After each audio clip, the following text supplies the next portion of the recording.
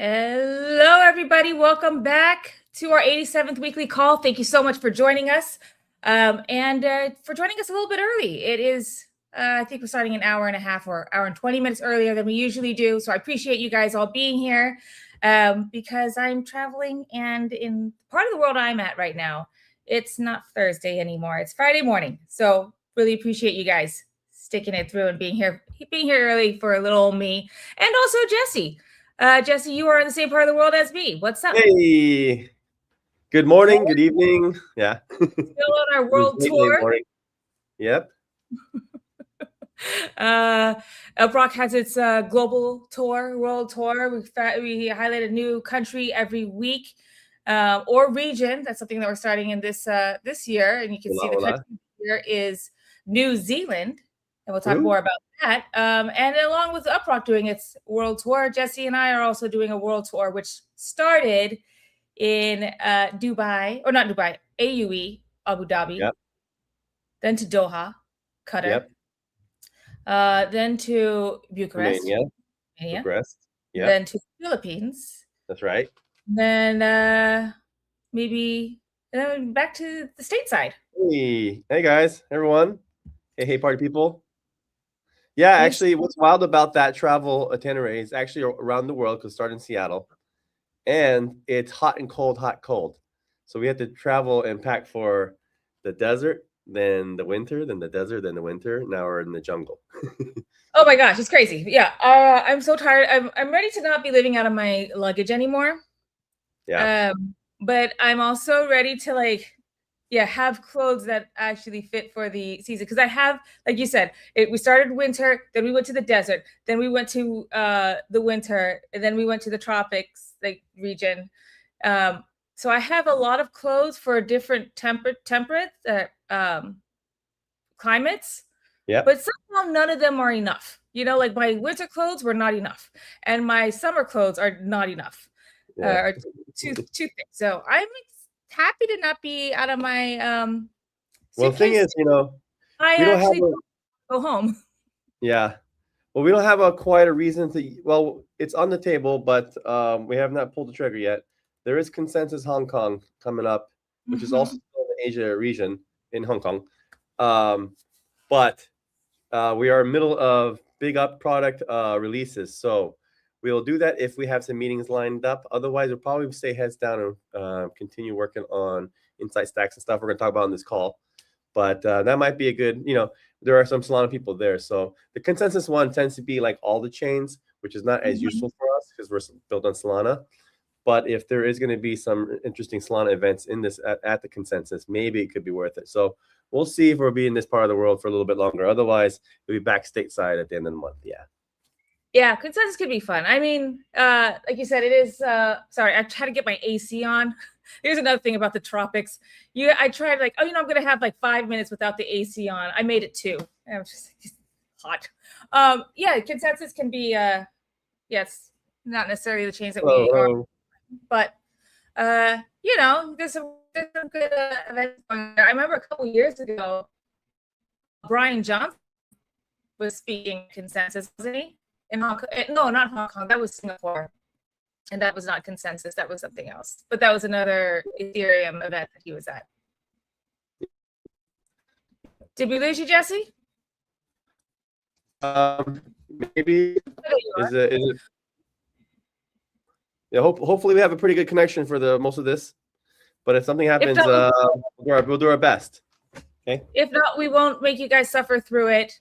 So let's just get into it. It's our 87th weekly call. And Sasha, you are wondering, where is Sensei? Well, we did start an hour and a half early. And I think that Sensei didn't. Yeah, Sensei didn't notice us. So he'll be here. First of all, we missed you guys last week. It was actually, we really wanted to make the call last week, but it was a little tough. Just all of us traveling different parts of the world. I think Chris, or one of us, was pretty under the weather a little bit, but it was really the travel that kind of messed things up. And so, missed you guys, and glad to be back on this week. Next, we'll probably do it at a regular time, and we have a special guest next week, and we have some full updates even next week. Today we have some stuff to show you too, but next week we have our special guest, which would be awesome. and I'll have a post about that from Saraz. And but yeah, nice to get back on schedule. So Chris will join us. He is just I think he's just scrambling to set things up. Yeah. Oh, I can picture it too. He's probably like, here's probably my impression of Chris right now. Fuck, motherfucking fuck. So when he gets here, I'll ask him, what did you say as you were getting ready? And he'll probably say I was spot on. Yeah. Okay, so it is our 87th weekly call. Our country of the week is New Zealand. And it's me, your host, Jennifer McEwen, one of the co-founders of UpRock, Jesse Adams, as well, and also our CEO. And soon we'll have Christopher O'Connell, our CTO, and our man with the hat. Let's go over our agenda. We've got it was last week, but the Baltics region week, but we didn't have our live stream last week, so we'll just talk about that for a little bit. Our country of the week this week, which is New Zealand. We have some fun stats on our play to earn and our surveys, and a nice thread for newcomers on how to get started with UpRock and what to do, and then some product updates, and then we're out of here. We'll probably keep this one pretty fast. I don't know. Who knows? Sometimes we... sometimes I like to say we're going to go through this pretty quick, so you guys don't have to, stick around too long if you don't want to. But we end up every time I say that, I feel like then it becomes like a 3-hour long live stream. So, guess who's here? I don't know if he's ready. I could see him in the waiting room. I'm going to bring him up. We got Christopher. Oh, nice hair. Hello. Oh. Hi. So I don't know if you caught it, but my impression of you, what I imagine you were just doing a couple minutes ago was, fuck, what the fuck? Where the fuck are my cables? Or anything. No, that's a big part of it. There's no headphones today because I don't know where they went.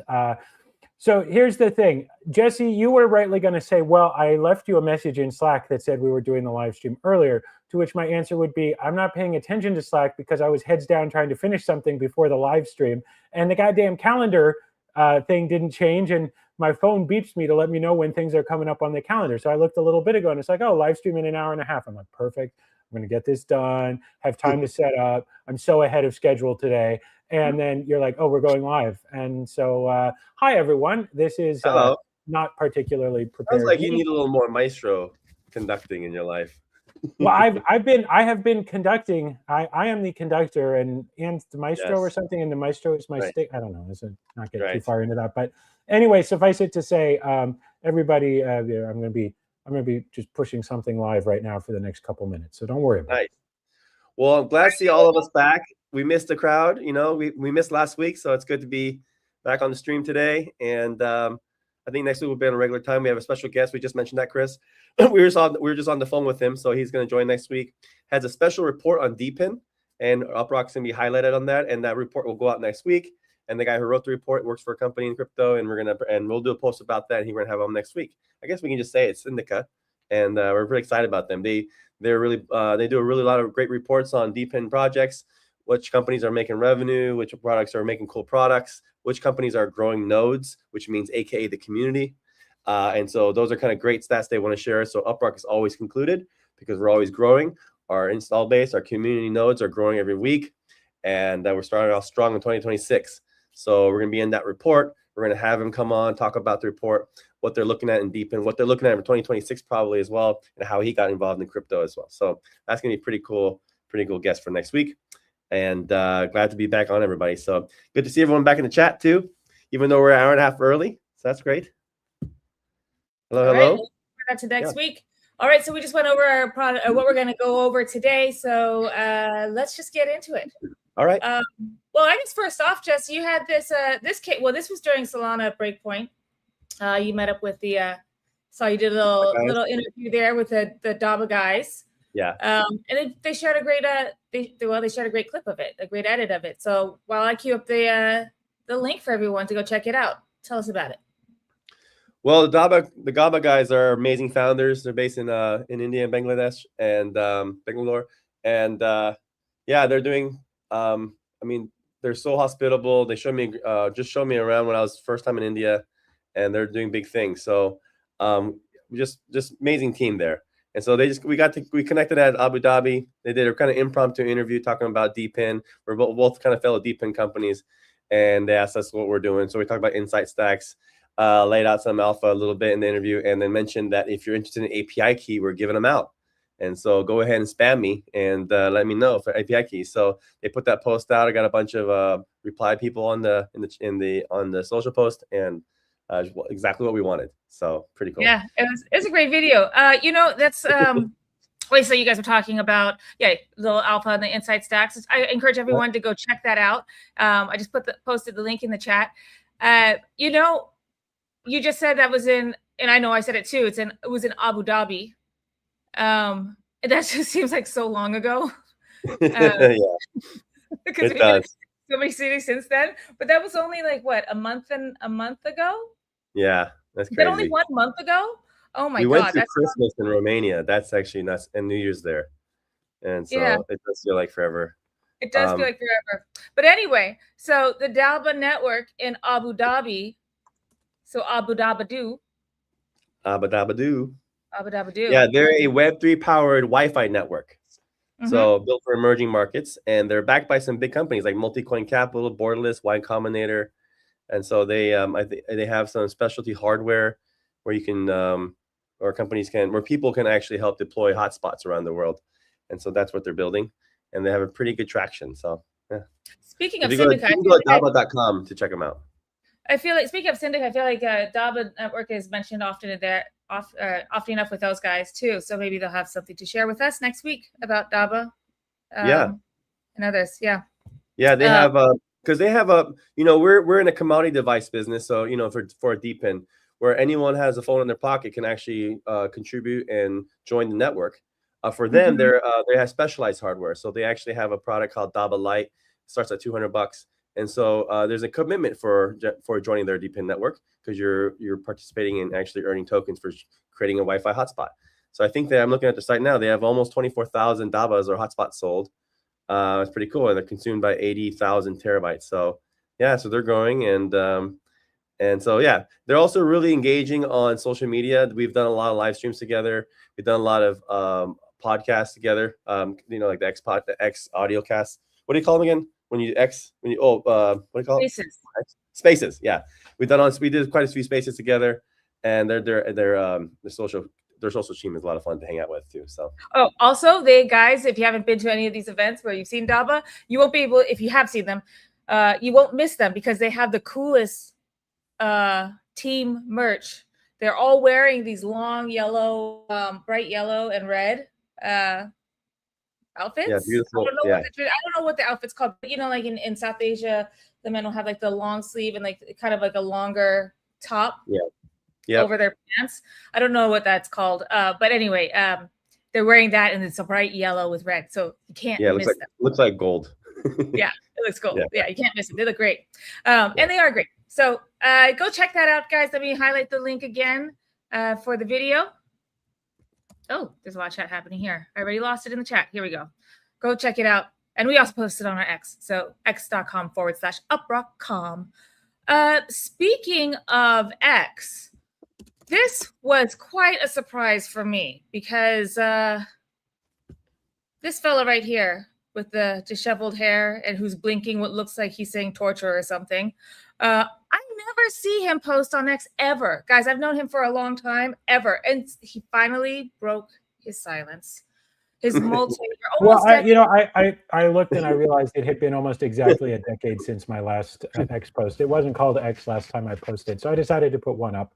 And I'll see you guys again in the 2030s. He did put one up, and talking about what's basically the engineer's equivalent of closing all 3 Apple rings instead of getting your steps in today. It's how much did you use up all of your token? Did you use your token limits on cloud today? And did you, Chris? Did you do that today? I did not. I did not max out my session today. I would have if you guys had just kept it together for another 90 minutes. But this is what happens. I had to come do live stream instead of this. Except, you know what? I got Maestro containers running right now, so I might still make it by the end of live stream. That having been said, timing was a little off today. I think my token limit just reset. Yeah, my token limit just reset. Oh no, sorry. So that would be I'm sorry. So I just missed it. I guess you know what that means. I'm gonna have to stay up late to hit my next 5-hour token limit. And anyway, yeah, that's how it goes sometimes. I think Well, that would be a fun, actually, kind of a fun thing for you watch. Next thing you know, Chris is gonna have like coded up a quick, like, I don't know, fitness. I actually looked at this. I mean, if you have Maestro, you nothing better for it to do than spend some time crawling away at this. Unfortunately, they for personal accounts, the API for this isn't public, and it's technically against their terms of use to access it directly, which is kind of dumb because I feel like this would be a great way to gamify using Claude Code a little bit. But I decided, all things considered, that wasn't a battle I wanted to go fight. So, but don't mistake me. The thought went through my head already, but the API isn't public for this. I won't rule it out. I think that you'll find a way if you want to, or if they decide to open up. Kind of weird that they would close that. I mean, why wouldn't they want people to why wouldn't they want to gamify using your tokens so that you can pay? You have to pay for more. I don't know. You know what's interesting, Chris? Here you said 18 containers. So, this is pretty wild. I don't know if for folks who are not familiar with Maestro, let's just give them a quick, for anyone's new. We open sourced one of our tools that we use internally to work faster, more efficiently using AI, where you can orchestrate your own you can be the maestro of your own orchestra of AI agents. And do it all locally on your device, not in the cloud. So a lot of people, there's many options out there, but we built our own way where you can just do it locally. You have many agents working in parallel, all sandboxed, using Docker containers. And it's just it's just where things are going. So you can have a lot of agents doing a lot of small tasks, a lot of big tasks, where they're not blocking each other. You can review at the end of the day and say, okay, which pieces of code were good. You can even have agents review other agents' code. And so you can get better and better at it. What's kind of interesting about this is, I don't know if you noticed this, Chris, I've noticed a lot of people brag about doing stuff like this, these multi-agent workflows. I don't. And funny thing is, no one's explaining how they're doing it. They're just saying, hey, multi-agent is the future. Multi-agent is the future. Yeah, no one's sharing or to share their secret way of doing things. I think we're the only few people who are open sourcing our way of doing it, because it's not our product, right? We're just like, this is how we're building our product. But we're sharing it. But maybe there's someone in stealth right now with $1 billion funding is building this, but everyone's kind of like doing their own version of it. I've noticed that so far in the past few weeks. Yeah, I've seen some people talk about this, talking about doing Git work trees and stuff like that. Yeah. But the problem with that, and the reason that's not the way I like to do it, and it can work. I mean, maybe if you have a dedicated laptop just for a single project, then sure, Git work trees. I mean, it is a way of doing it. There's no shade cast at people doing it that way. But the downside is it means that your Claude or other AI agent instances aren't running in isolated containers, meaning that, at least for me, I'm unwilling to let them have full control over my whole machine. And I find it just a lot more effective when they're in an isolated container. They can change things, run things. I mean, even just, so much of our service is network-based or service-based. So you need to maybe be able to open up a server instance for testing and things like that. And, even if you can use Git work trees to have multiple copies of the file system, you're still not going to be able to have that same port multiple times or be running multiple instances at once. So I just find it a lot more effective the way we do it, which lets you run in isolated instances. Yeah, and you see some people are talking about this, and there are some tools out there that are starting to get here, but I think ours is probably one of, if not the only things out here like this that lets you do this on your local machine. So I don't have to spin up a bunch of cloud instances for this. I can run it right here on my laptop. And hey, cloud instances are great. There's definitely workflows for which I use cloud instances as well. But for a lot of the time when you're just hacking away, it's so much faster and more responsive when it's running on your local laptop, and you don't have to wait for all of that delay and connecting and stuff like that. So I think it's about choosing the right tool for the job. And for us, having these local development instances for a lot of use cases, in my opinion, the majority of use cases, this really is the best, most effective way of doing it. Mm-hmm. Did you just was it last week or this week you just pushed some updates to it too?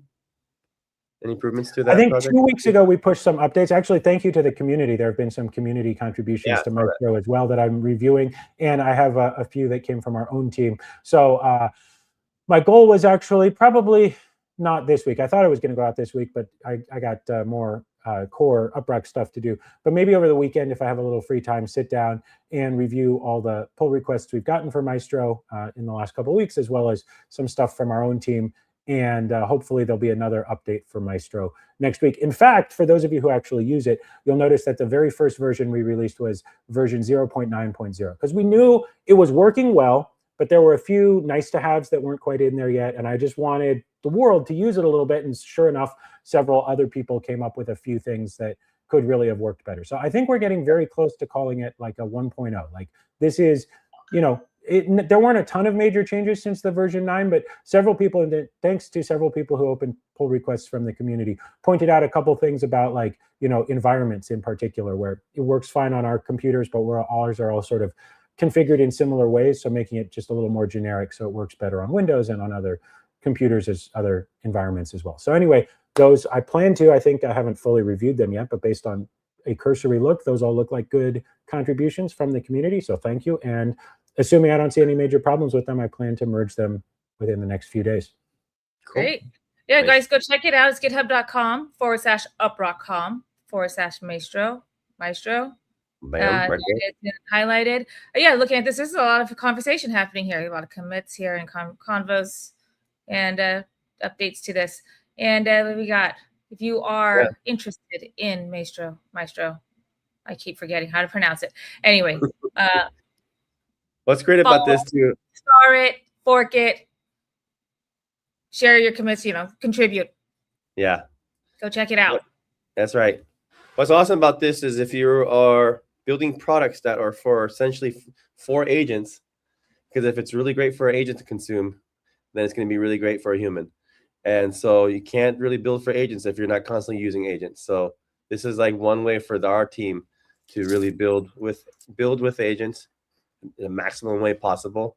Really like use a lot of different models, know how to orchestrate them, and it's the future. So you got to really embrace it. It's been a lot of fun. Like everyone on the team is just having so much fun building right now because it's just crazy fun. It's overwhelming, a little scary, but it's fun.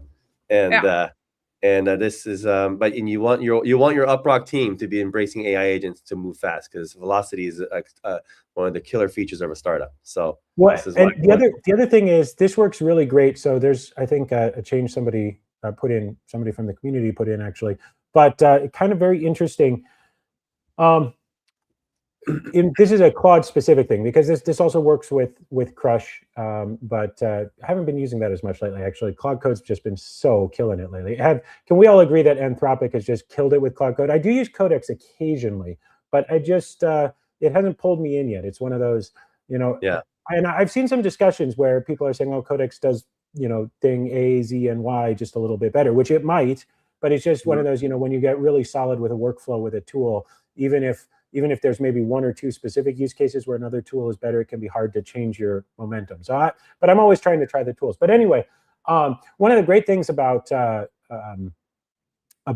Claude Code lately has been its ability to actually start subagents to investigate stuff. So this actually plays really, really well with Maestro, where you can start a new container and let it do like really broad scoped investigation, where all of the actions are pre-approved. So you don't have to constantly stop and say, like, yes, okay, you're allowed to look at this file, and yes, okay, you're allowed to do this and that. So that's a really effective way where you actually only start a single container, but you tell it, hey, I want you to spawn, this is part of my toolkit that I use for this, but I'll tell it to spawn like 4 or 5 different agents and tell it to, you know, have one role play as like an expert in distributed systems and one role play as a security expert and stuff like that. And so that way you can actually like even further double your effort, where you have, you know, one Claude Code running in a container, orchestrating several other instances, each of which are still running in that same container. So it's really like token effective and compute effective that way to get a lot done really fast. Yeah, I can tell our community we might be getting a little bit too into the weeds on software development right now. The chat has gone quiet. So anyway, suffice it to say, chat, we have a whole army of AI agents working away. You know, there's probably no good way of doing this without collecting potentially dangerous stats, but I bet at any given moment, because I myself am sometimes in the 10, 15, even 20 plus agents running at once, or containers running at once. But I bet at any given moment, our team is probably running there are probably days and times when we're running 100+ agents Yeah. at any given moment. So well, how this matters for you guys, the faster we move on the network and demand side of things, the more tasks we can send, and then that means the more earnings you'll get, and the more UPT rises. So this is why it matters. So we need to move really, really fast on building out the demand for the data products and making it really easy for AI agents to consume them. That's very key too. So that's how it relates, because it directly ties to your earn rate and the price of UPT and what you've been earning and all that stuff, all good stuff. So yeah. And then maybe we'll get a multi-head container for Sasha and all of us 15 agents to understand. Well, okay, if you want to understand more, let's encourage Christopher to get out of his X slump. And so I'm just going to put it up here. Go follow him on X. Let's do the peer pressure. Yeah, follow him. Maybe we'll see him posting more on X. I know I say I never post, but maybe Christopher. Yeah. I'm going to be a freak of nature on the post this year. That's one of my resolutions. Just be relentless. I'm actually been teeing up a bunch of posts on it. We need to communicate a lot. I want to do a lot more. Our main channel does break drops for us. Does a great job. But I'm going to do a lot. And I don't really do this too much, but I'm going to be more of a reply guy and just kind of like shill a lot. And so that's my personal goal. Let's see how that goes. But I think in the world of like bots and stuff, I think I'm going to do more of just put things out there more often. So yeah, we'll see how long that lasts. But I really want to make that effort this year. And I find myself wanting to re-say something or have an opinion on something, and I hold back, and I hate that. So I'm gonna just fuck it. See, I started the other day on I think it was Sunday. I was kind of sick over the weekend, and last week too. So on Sunday I was feeling a little bit better, starting to feel a little bit better, and I pulled up my phone, and I actually started scrolling on X for a few minutes. And the thing is, there's so much that I want to answer to, but then it's like, you just know as soon as you start, you're going to, I even after like 20 minutes, I was about to type a reply to something. I'm like, you know what? If I start doing this, I'm going to spend an hour on X. I don't have an hour to spend on X. What I should do is pull up the laptop and keep working on the things that need work. So what I really need is to design an AI agent version of me to post on X for me. Just like I do. I mean, so Jesse knows I use Maestro for this all the time. I have done a very in-depth version of everything I do when I do a pull request review. When one of our team members submits code and they ask me to review it. And so now I still review a lot of code manually, but I also have the AI pre-review it for me and go through a whole checklist of things that I usually do that are kind of manual, that are very much yes or no answers. Does it meet this requirement, that requirement, stuff? And so now being able to have the AI do that for me, it's actually way easier, because by the time I finally open up a pull request to look at it manually, I've already had the agent go through and answer all these questions for me, do all these things for me. And I can start by looking at that summary, which saves me so much time before I start digging in and looking at the code manually, knowing like, okay, I can be confident that it passes this test and that this harness works and yada. So like, it really saves a ton of time. Yeah, I know. Funny thing is, I already cloned my voice, and it's just spot on. I used 11 Labs, and I did that. I have not used it, but I just want to see how well it worked, and obviously it's spot on.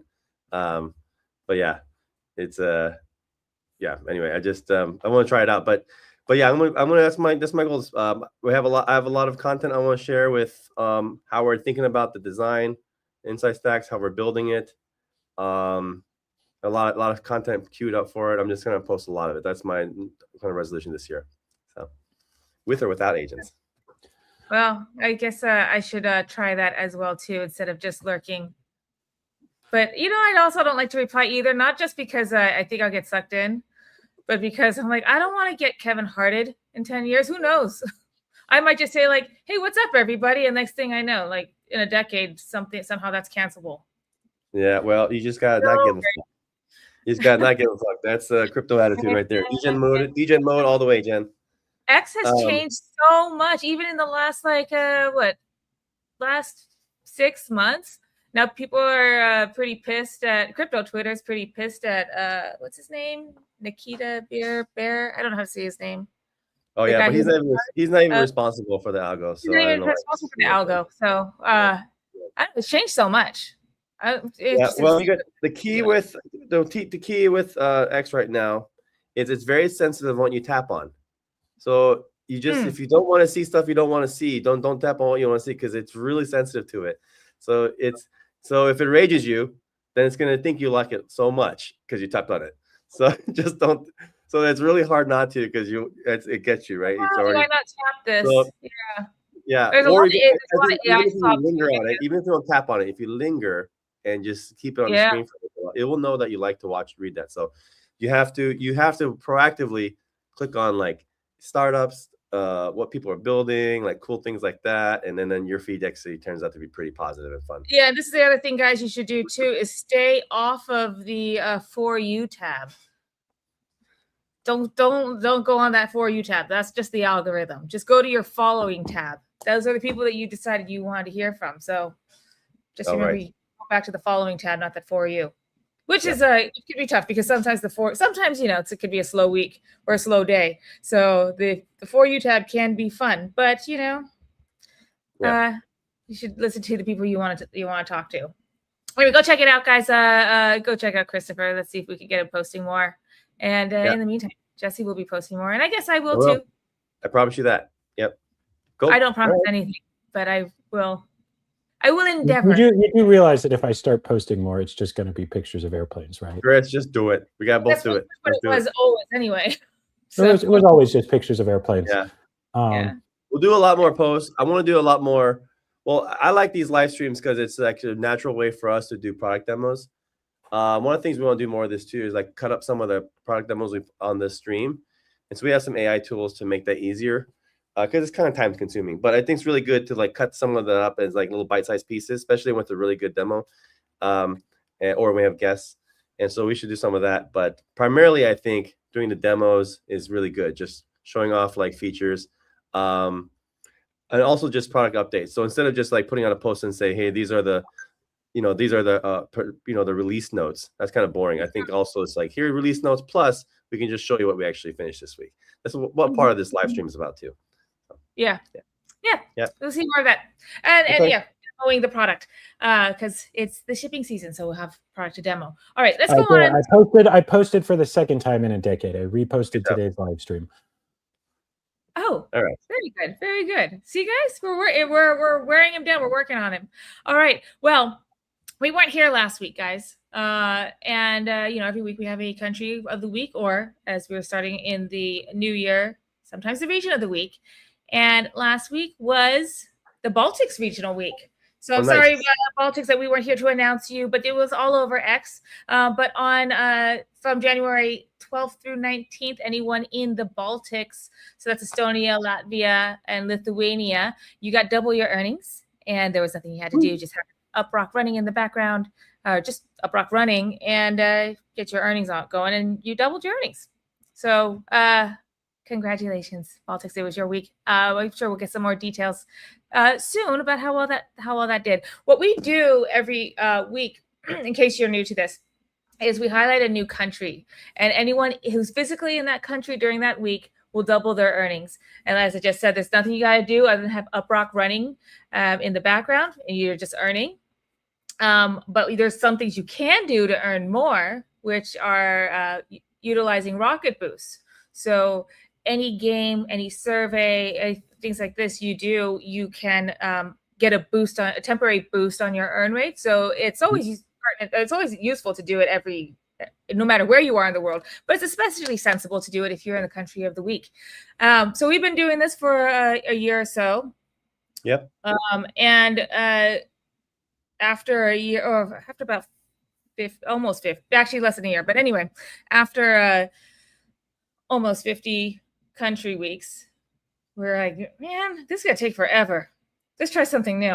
And we start thinking, well, let's do some regions, because that's good. If we do it at this pace, it's gonna be forever before we can get to most countries. So we're trying with regions now. We'll mix and match here. So we'll do some regions. Sometimes we'll do country, but especially if you're in a smaller country, like physically smaller country, population-wise, might be more useful just to do regions, like we did with Scandinavia, like we did with the Baltics. And it was a great turnout last week. Look at that, boom! It was a great turnout. Yeah. Here we go from Sir Ross himself. Cool, that's great to hear. We love it when Sir Ross is happy. You don't Yeah, want well, to. that's great. Communities, and I love to see that too. Yeah, this has actually been really fun to just because we spend a little time on learning all these different countries. We can see who's in the chat coming from those countries, and then we actually in the app we have a card we push, and people can say tap on it, says I'm in, and so we can see the engagement of people actually opening the app, tapping the card, and saying which country you're in, and so that's always awesome to see. So, and by the way, when you do stuff like, we can send you more tasks. And so it helps not only double your earn rate, where sometimes it actually helps you keep the app open in the background, so we can actually send you more. So kind of double whammy. Yeah.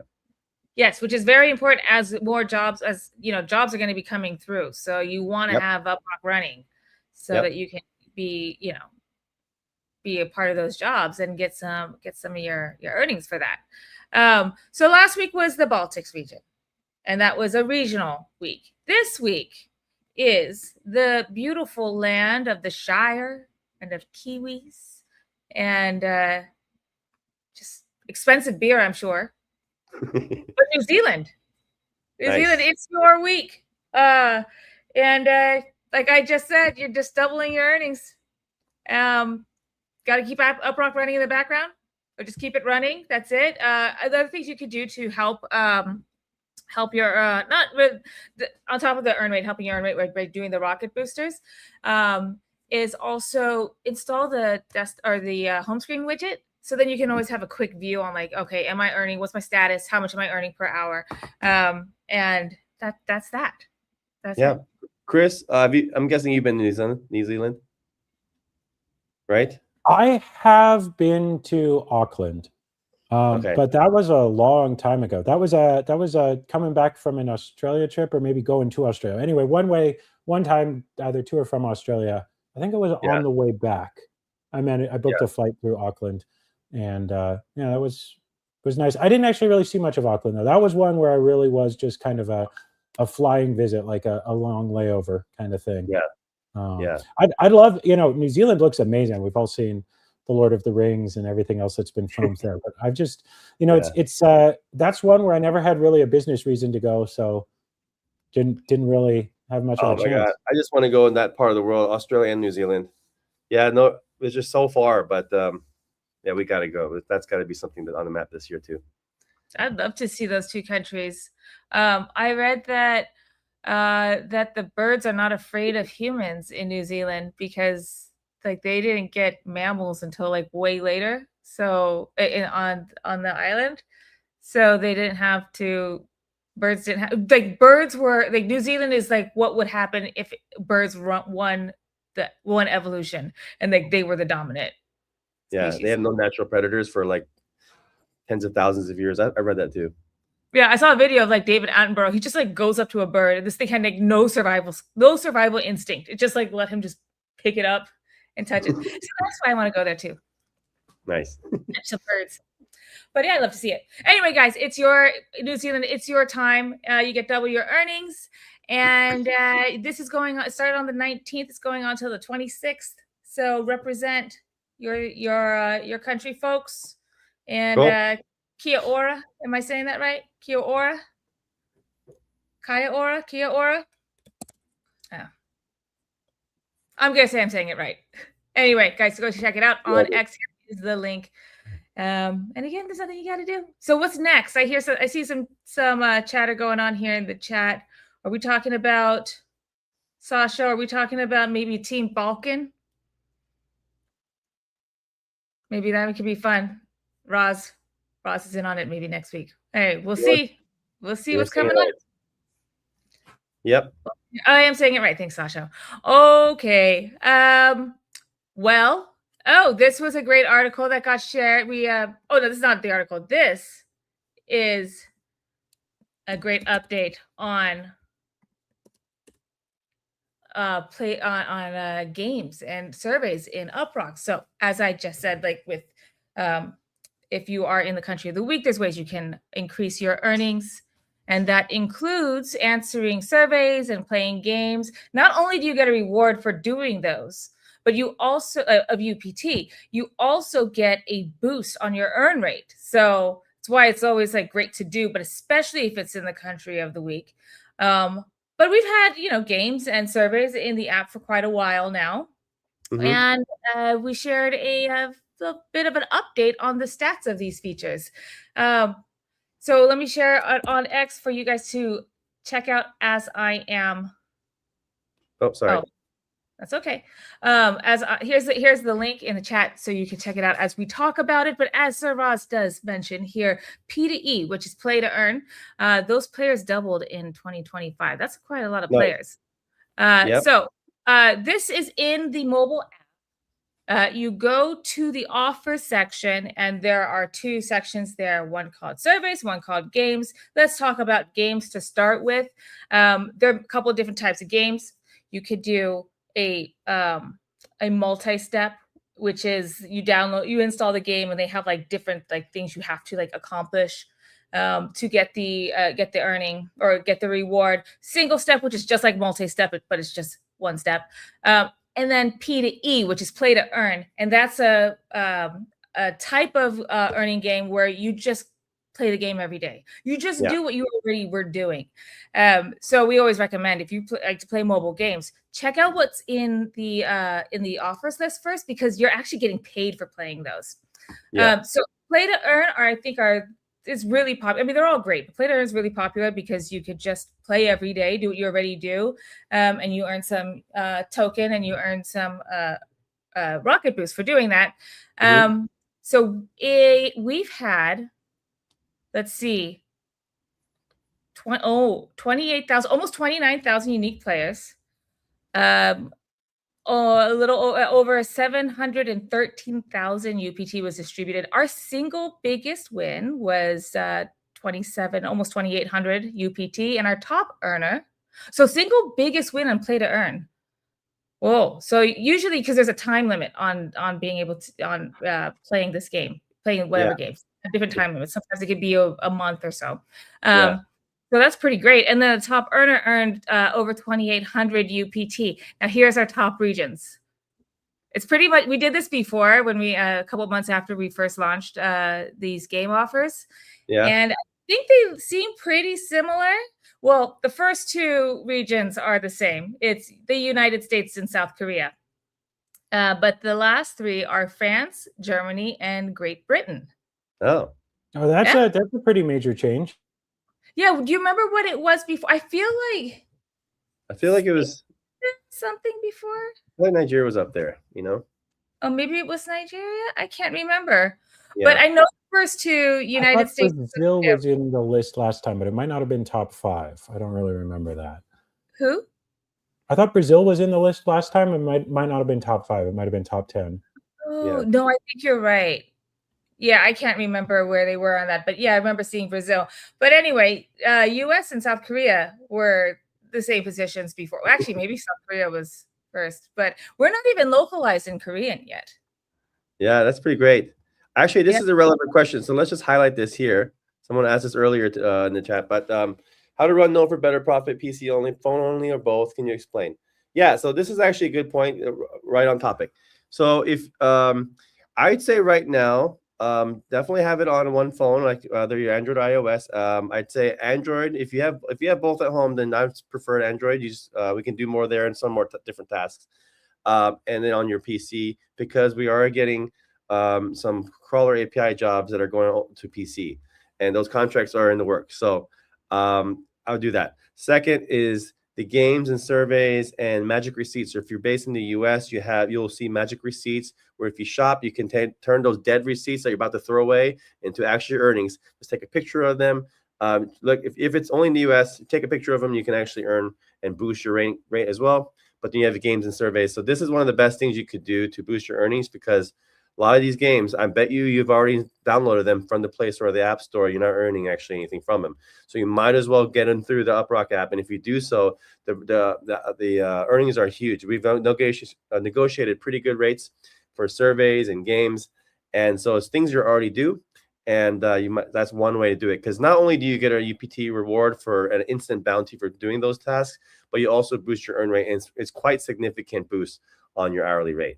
So that's what you can do. We also have, I think we're going to talk about a little bit later, we have badges and things like that we're going to roll out even more in 2026. So stuff like participating in the community, showing up for the live stream. We're going to have a bunch of ways you can earn more and more. So definitely always come to the live stream because we're going to reveal way more ways to contribute, to earn more, to earn those badges that will directly impact your earnings with UpRock. Yeah. Lots of great ways. So getting back to the games, that was like, you know, so games had of our two offers that were earning offers that we are talking about currently with this snapshot. Games and surveys. Games has the highest out of the two, has the higher of the volume of unique players, but and surveys is less than half of that, at a little over 12,000 unique players or participants for surveys. But the total UPT distributed is higher. So less people answering in surveys, but actually getting more rewards with that. And the top earner for surveys. So top earner for games, 9,800. Top earner for surveys, 20,716 UPT. Nice. Wow. You know that's Spaceman, right? It's got to be. I know he said that. Yeah. It's funny. He said, I'm not sure if that's him or me. Maybe we have someone else out there, a secret survey ninja out there right now. Huh? Wow. Okay. Wow, I'm really curious. Yeah. But anyway, that's a lot of UPT for surveys. Nice. The total distributed for surveys was 760,000 plus. The number of surveys completed was over 65,000. Surveys are really great. So guys, it's not necessarily in every region, so you might not see these surveys in your regions or games. We are working with integrating new partners for that. We'll have something for games coming up shortly too. So we want everyone to see these offers and be able to participate. So if you don't see it, I'm sorry, but we're working on getting a solution for you guys. And if you don't see it too, let us know where in the world you are if you don't have anything, so we know which areas to focus on first, because these are usually available they try to be global, the providers, but sometimes there's just not a survey available in that area. And so it might be helpful for us to say, hey, we got a lot of users in this area that would like to see something and they got nothing. So maybe we can move that needle there a bit more. But Speaking of regions, our top regions for surveys: United States, Germany, Canada, the Netherlands, and Australia. Not surprising. These are a lot of, well, actually, I've seen some of these surveys in different languages. I was going to say like where, English is spoken. And I understand that Germany and Netherlands, but, I think there's enough English speakers there. But I've actually seen these in a lot of different languages. So, yeah, they're translated. Yeah. They're geo-aware surveys. Yeah. Yeah. Anyway, that's interesting, the distribution there. Yeah. But there's a lot of great surveys, and you can make a ton of tokens just by sharing your thoughts. So I visited some family, and my aunt, she's in her 70s. And I onboarded her. She immediately got super excited because she's like, I already play games. I already answer surveys. I just want, she doesn't answer surveys. I'm sorry. She likes to play a lot of games and she watches a lot of YouTube. And she's like, you're telling me I can get paid for this? And I was like showing her how you do that in her UpRock app. She immediately went and onboarded a couple of my cousins and nieces and nephews. And then we're driving around in the city. She's talking to every cab driver. UpRock, you have to download UpRock. Look at the games that I just downloaded. Look at the games I just played, and look at how much I just the tokens. And I could just answer surveys, and I get tokens for this. So anyway, she's been a great refer this week. Nice. I think she onboarded like I don't know. I actually, she's so persistent. She would not leave them alone until she saw them download and install. So any cab drivers that were feel a little pressured, I'm sorry, but Auntie just wants what's best for UpRockers, and she wants you guys to wants people to download the app and start participating. Nice. She's wonderful. All right. Well, we have another fun update. This is speaking of onboarding new people into UpRock. If you are here because you were pressured by my auntie to join UpRock, and you're wondering what the hell is this all about? Well, you're in luck, sir and ma'am, because there is a great thread on X, UpRock.com on X, Great way to about start the year.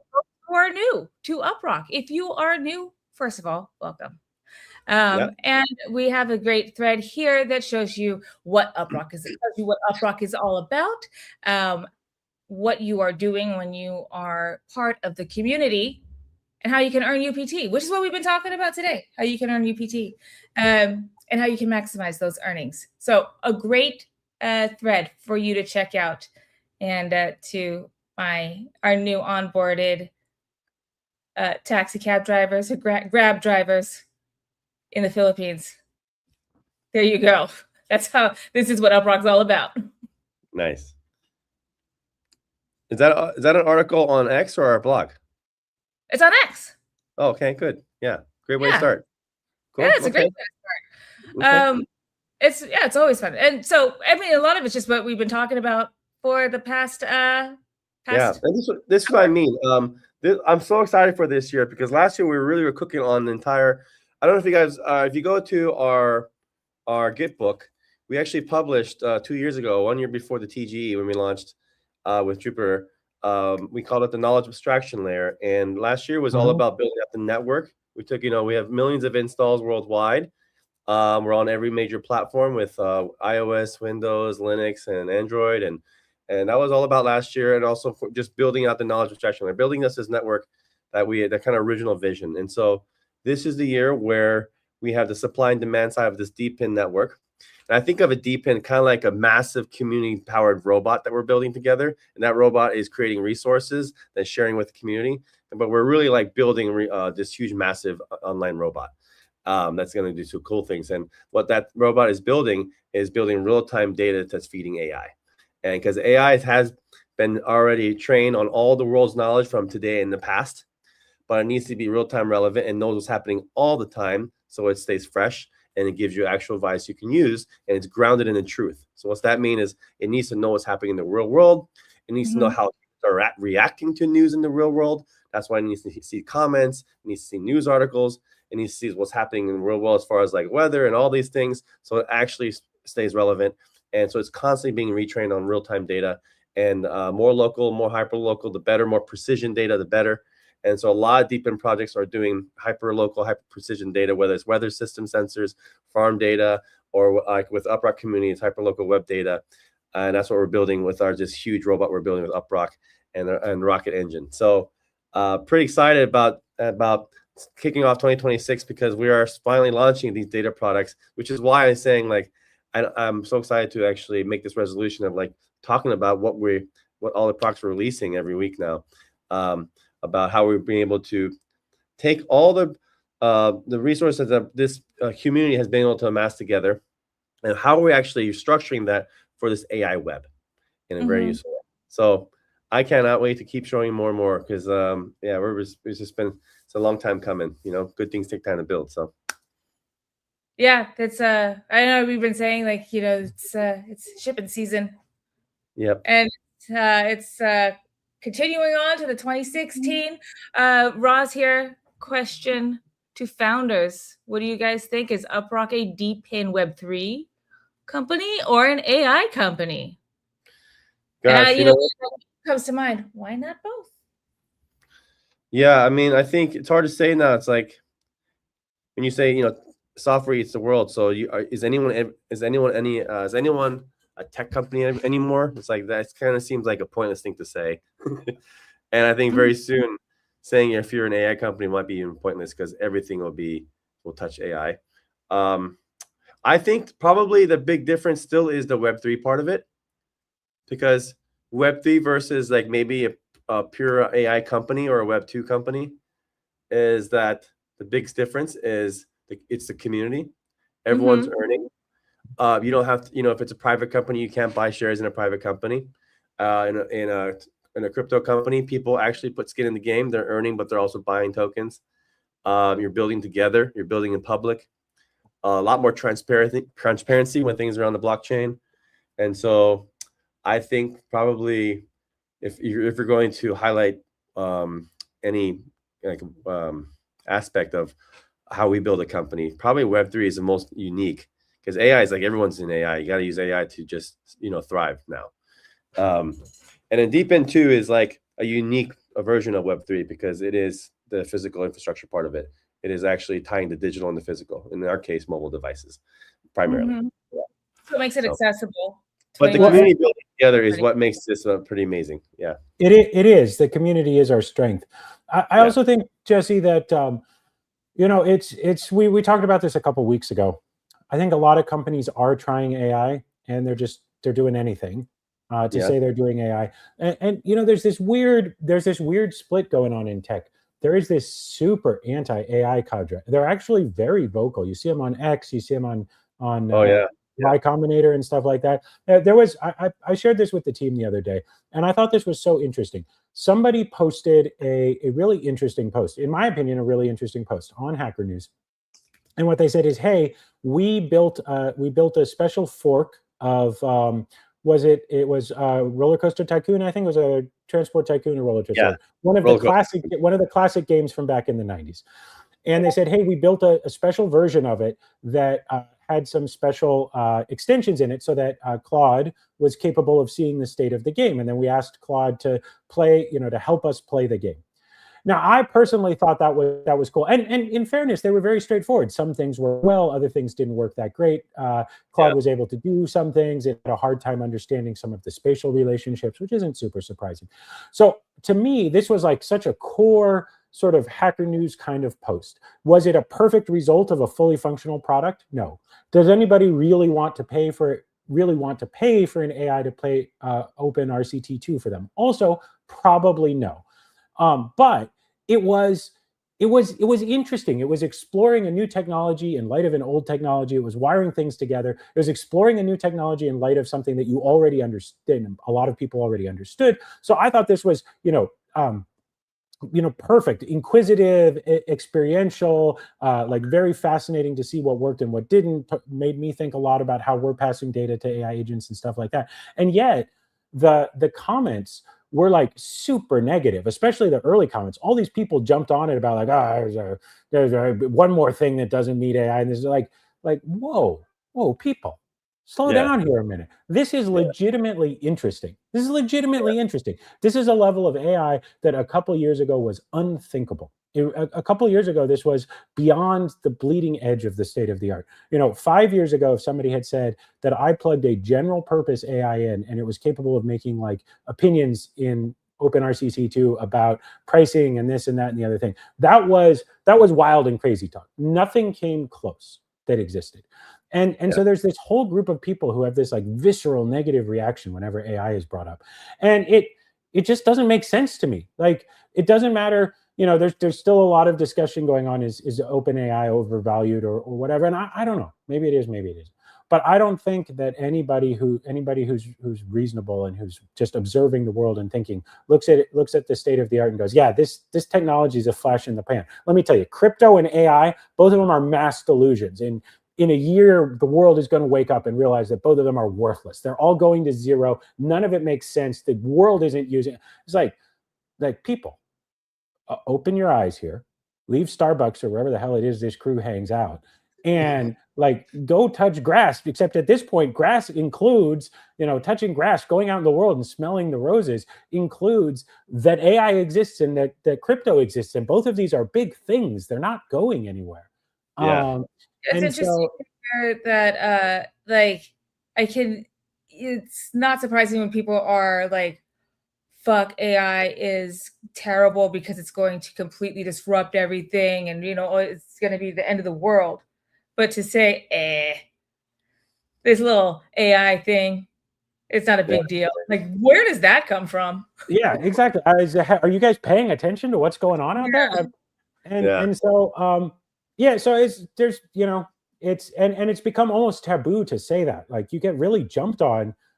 The guy who was the founder of Redis, who, they handle interiors, he wrote a really great article in which he was also, and I think this is a very neutral position, saying, hey, there is a world in which, we don't know what this means from a financial standpoint, or are these companies overvalued, or they have enough, these are all valid questions to ask. But the world in which software development and many other things are not massively impacted by it, I don't really see there being any logical debate around that anymore. It is happening.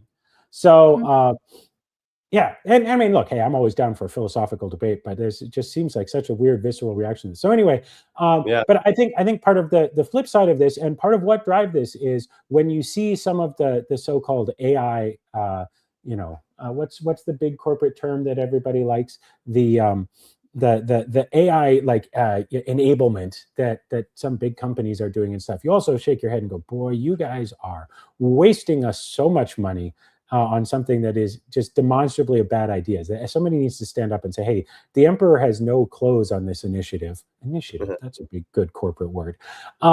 Just like focus. There's no synergy there. Focus on building things that work. Yeah, and also, I think right. Double click on focusing. If we're doing corporate talk, right? Yeah. Right click, open new tab. Yeah. But we've seen Claude Code and other AI coding tools have allowed us as a small team to work at a pace that is inconceivable. We never could have achieved without these tools. It's impossible. And it's amazing, for someone like me. I spend a lot of my time reviewing code and documents and writing things like that aren't directly code. But boy, I'm back in the code more often than I was before, because sometimes when it's a really simple fix, I don't actually need to ask somebody else to do it and take them out of their deep thinking that they're doing. I'll give you a great example. I saw one today where I realized that in one of the input boxes, when you typed something, it was being a little bit flaky. It wouldn't. You had to type https:// You couldn't just type a plain URL. I was like, hey, I don't need to bother somebody else to fix that. I can just spin up an instance of Claude, tell it what the problem is, have it identify it for me. Once it finds the right line and shows me a proposed fix, I can very easily verify, yeah, that's a good fix. And then, 5 minutes later, I'm done, and I didn't have to pull somebody out of their deep mental work to fix a little bug. That saved me time. That saved somebody else on our team time. That's moving a lot faster than would have been possible any other way. And the reality is, to anybody who says, oh, well, maybe in another world you would have had a junior engineer whose job was just there to sit there and do nothing but sit there waiting for Chris to say, hey, can we fix this little thing? The answer is no, we wouldn't have. We never would have spent money on something like that. It just would have stayed a bug for weeks or months until somebody had time to look at it. So I don't think in an example like that replaced a human's labor. That simply allowed us to fix a bug a lot faster than we ever would have before. And that could have been sometimes, Jesse, you remember in days past, sometimes there were these little annoying UI bugs or little annoying experience bugs that you knew were there, but nobody ever really had the time to fix them. And so we just lived with them forever. And now we have an AI that can actually fix those. Yep. Well, it wouldn't have replaced a job with a company like us or a startup, but certainly would have. I don't think you can say that for a larger company. Like people who are in college now, graduating college, kind of entry level into jobs or engineering jobs, they're having a hard time. There's not a lot of jobs for them now. And I think it will continue to be that way if now all these people who have already been engineers in the workforce for a decade or more now have these tools to make things a lot better and simpler and more effective for them. Great tools. Mm-hmm. I'm not saying we shouldn't have. We should absolutely have these because we're absolutely benefiting from that.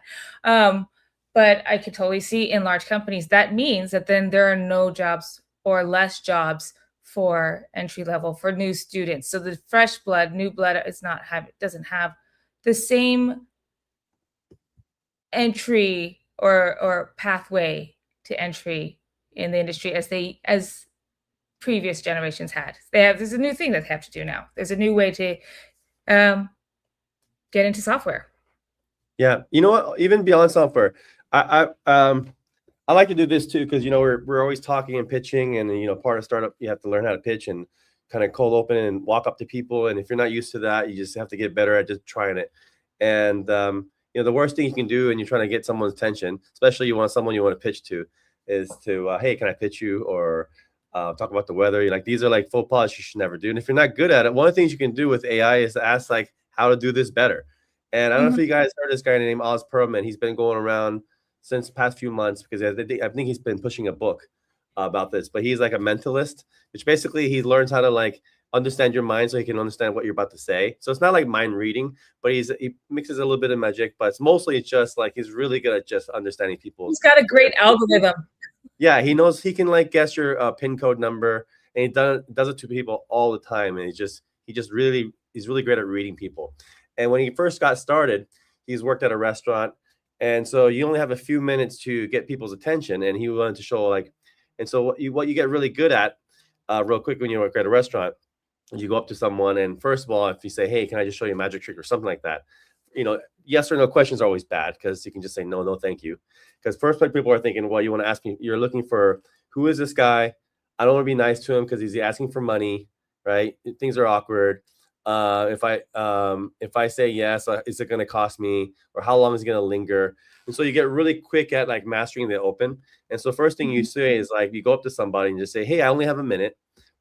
First of all, that real quickly kind of makes everything at ease. This person's going to go away real fast. And then from there, you have something intriguing to say, like, hey, by the way, did you hear your lucky night tonight?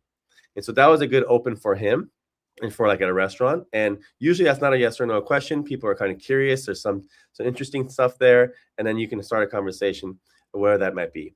And so if you put that into ChatGPT and say, hey, I'm at this networking event. Here's some tips and tricks that I've learned from this person that he recommended. How can I apply that to this situation? And in the room are people like this. And here's the people I want to talk to. What is the ways I can do give me some scripts that I can do to apply to put the person at ease real quickly, some kind of time limit. What can I open with? I know this person's interested in this. Here's what I want to offer. Here's a conversation I want to have. Give me a couple of scripts to give up to practice with. And that's actually really great. Another way to use AI tools to kind of level up other skills in your life, like a sim character, So not just for building stuff with software, but also just how to communicate better, how to handle things on the fly better. Like you can literally pull out your phone and say, hey, I'm in a room, I'm a little nervous. I know who's in the room. Give me a couple of things I can say, just kind of like break the ice. And it really helps a lot. I do it all the time. Like it just gives myself a couple of things, so like a couple of jokes, and I just have something in my head, and then I can go up and say something. And a lot of times it's way better than saying like, hey, what do you do for a living? Or why are you here? Or how's the weather? It's just kind of boring answers. You can tell instantly people's eyes are just like, oh, we're doing this, we're just going through the motions. And so that's just not how you can do it. You can get way more out of every event and make real connections that people remember you. But it takes time and effort. And a lot of times AI can help you. AI really can help you on stuff like that. So I think that's why you should really embrace it in a lot of different ways. Like whatever you think you're not good at, it's such an amazing way to just be especially if you're a self-learner, but if you're, not just start asking like, hey, these are things I really love to be better at. And give me some create a course for me on how I can be better speaker, or how I can be less nervous in an event, or how I can pitch better. And it's pretty awesome how it gives you it learns with you, understands your weaknesses, and gives you the exact things so you can practice. That's awesome too. So yeah. And check out Oscar, and he's really inspiring because he's so he's really good communicator. He tells really great stories, and he really knows how to capture an audience and engage them. And anyone who is building a company, you just wow, those are really awesome skills to have. So yeah, he's pretty interesting. I actually felt I had a dream last night that I was at some sort of crypto event, and I just going around and guessing everybody's PIN numbers. And the wallet address. Yeah. He just didn't believe me, I could do it. And I'm like, hey, give me your phone. Yeah. Just look at them, and then blah, blah, blah, blah. they're like, holy shit, she got my phone. And then giving their phone back or like throw the phone on the ground because I already got what I wanted out of it. I would never do anything like that if I could, but it would be really cool. Chris, you should watch it. I'll send you a couple links. It's really impressive. That's interesting. That's super interesting. Yeah, the guy gets. You can tell this guy probably gets pitched by every company on earth to be their main VP or sales guy because he can probably close anybody. Like it's that he is that impressive. He's that charming, and you can tell he's been doing it for 30, 40 years or something. And it's pretty impressive. So, he's very impressive. Yeah, and I think with AI, I think people are going to appreciate more human touch, more human communication, more meeting in real life. Those skills are going to be more and more important. And so I think leveling up those skills using AI to help you is really, really going to be great. So, yeah. Speaking of leveling up skills, have you guys heard about the $1 million prize for top articles on X? Yeah. So Dan Coe, a writer, who did this long form article on let's see, when did he write this? On January 13th. How to fix your entire life in one day. This thing spread like wildfire. It was just this incredible article, long form article that just spread all over X. And then just a couple of days later, X announced, hey, we're going to do a prize for the top article starting now till whenever, I don't know how, whatever. $1 million for the top prize. And she's like, what the fuck? His article just like, it's like the most read article or something like so far they've had. It's like definitely it is their top article on X right now. And he's like, he just missed it by a couple of days. It's like article version 2 updated for this week. How to fix your entire life in 23 hours. So anyway, what happened was they were actually inspired by his article. Cool. So well, like they're like, okay, we want to do these incentivize more of that. Yeah.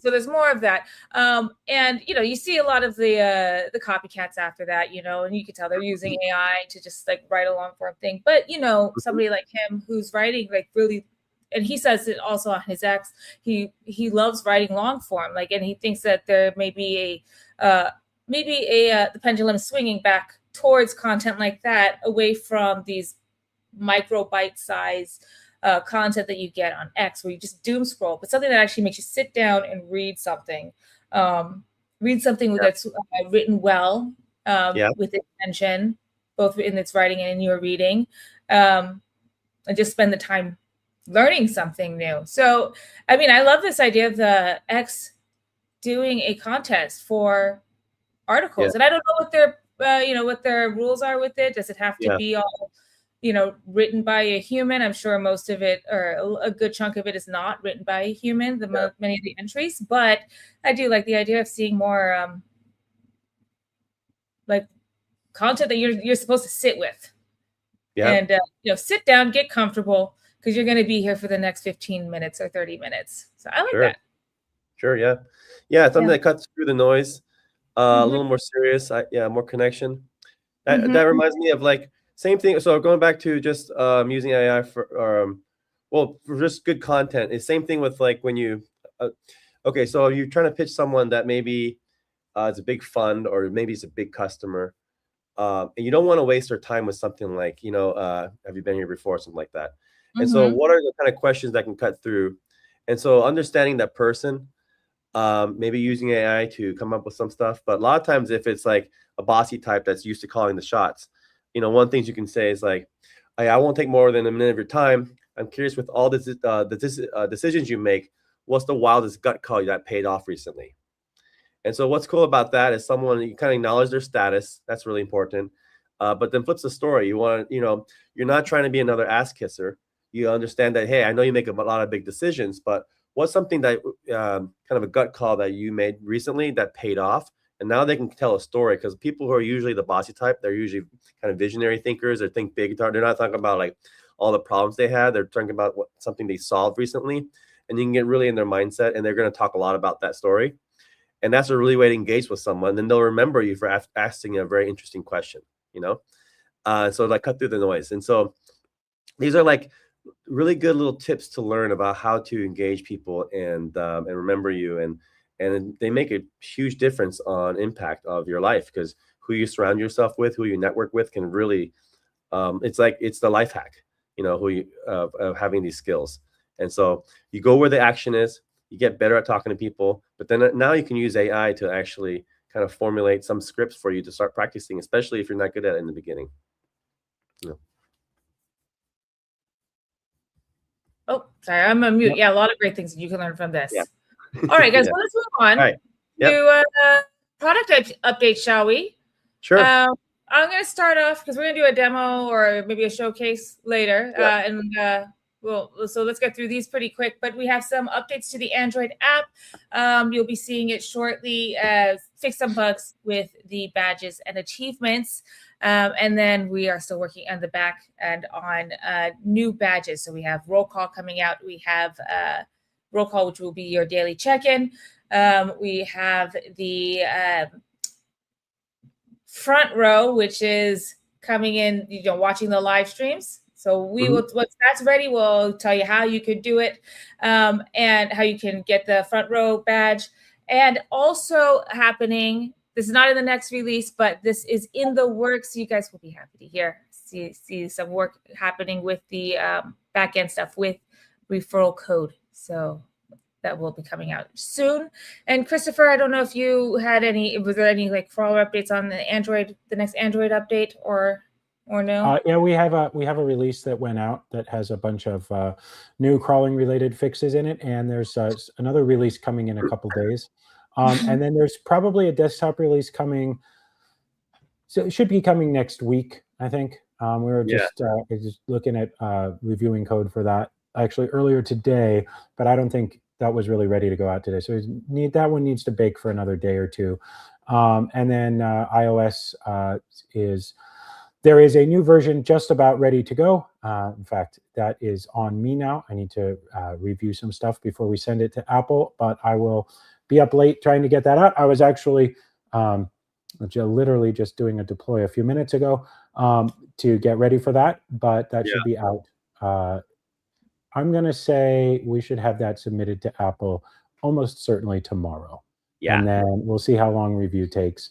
If not tomorrow, then Saturday for sure. But that's where updates are there. And then Jesse, I won't steal your thunder, but there's been a ton of updates around actually building out on top of this.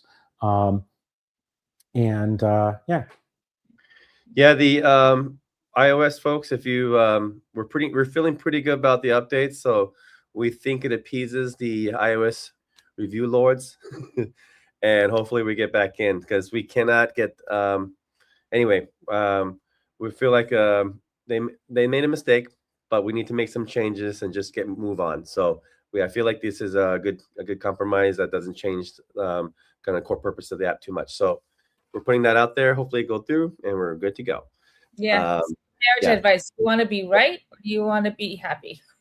Yeah, we just want to get back. We just need to get back in there, because we've already, it's been a few months now. It sucks. Yeah, it's crazy. It's been like over 2 months. It's been over 2 months. Craziness. Yeah. And then I think with the crawler update, people are seeing more tasks. So that's awesome.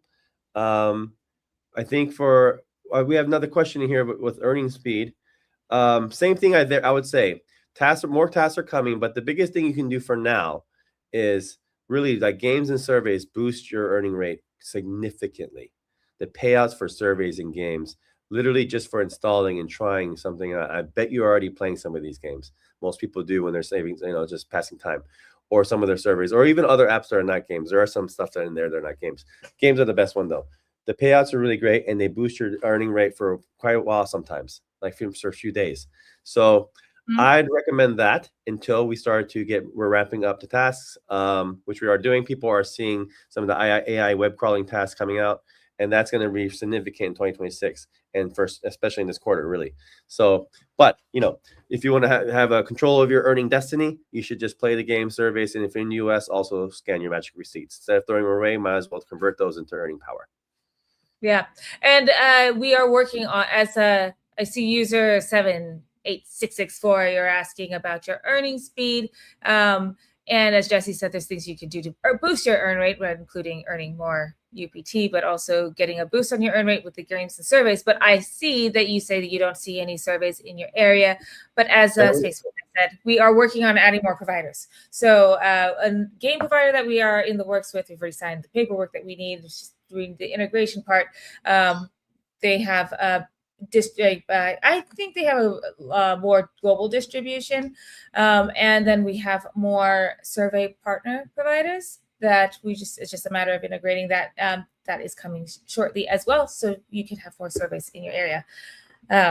So please stay tuned, and appreciate your patience. That's coming. And then there's also other things. So we have talked about this for a while, but it is happening behind the scenes. But things like daily check-in. So one of our badges is that it's called roll call. So you just check in every day. You do a streak. You can earn a boost for a daily check-in. So as we're introducing more badges or achievements and the badges that go with it, those achievements, when you unlock them, they have a boost that go with them. So always introducing more ways for you to boost your earn rate. Now that even just on the base level though, earn rate is determined by things like what is your connection speed, your device, where you are in the world, because some regions have, maybe there's more jobs that are there's more demand for your region, whatever, that can change. That's what determines your earn rate. So it's to keep it up. Encourage you to try to limit the interruptions you have for running the app. So whatever network whether it's your cellular network or your Wi-Fi, make sure that you have a stable connection, and try not to kill the app in the background, or keep it running in the background. And I mentioned it earlier in the stream, but it's always helpful to turn on notifications. So this was especially useful for iOS, because iOS tends to kill apps in the background frequently. But you have an option to turn on notifications on Android and iOS. And what we would do is we would send you periodic reminders like, hey, manually open the app. So it reminds you to open it up so the app is still running, keeps running in the background. Another thing you can do is install the home screen widget, so you can always see what's your earn status at a quick glance on your home screen. So it will tell you your earn rate. It will tell you what your status is if you're still earning it, so you can see if you have any interruptions. So give that a try. Yep, great tips. Okay, I think for crawler updates, I think the main thing there, guys, is that we're pushing every week. We're pushing updates out with that. One of the things we're also doing with the crawler is we have a team dedicated to building out really solid crawler API docs, because we actually have a dozen companies that ask us for very specific examples and and code snippets and things like that. So in order for us to just scale that faster, we're writing really great proper docs for that. And that's actually a great thing. When people start asking for API keys and docs, that's our customers waiting in line.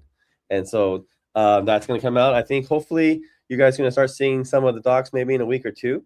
And we're already sharing them privately, but it's kind of a manual process where we send keys and then kind of give people some code examples to get them up and running quicker. But we really need to just write them out and publish them open source. So that's what we're working on with the crawler, besides just the regular updates of just improving the different jobs and the different bugs we encounter all the time. So there you have it. Yeah.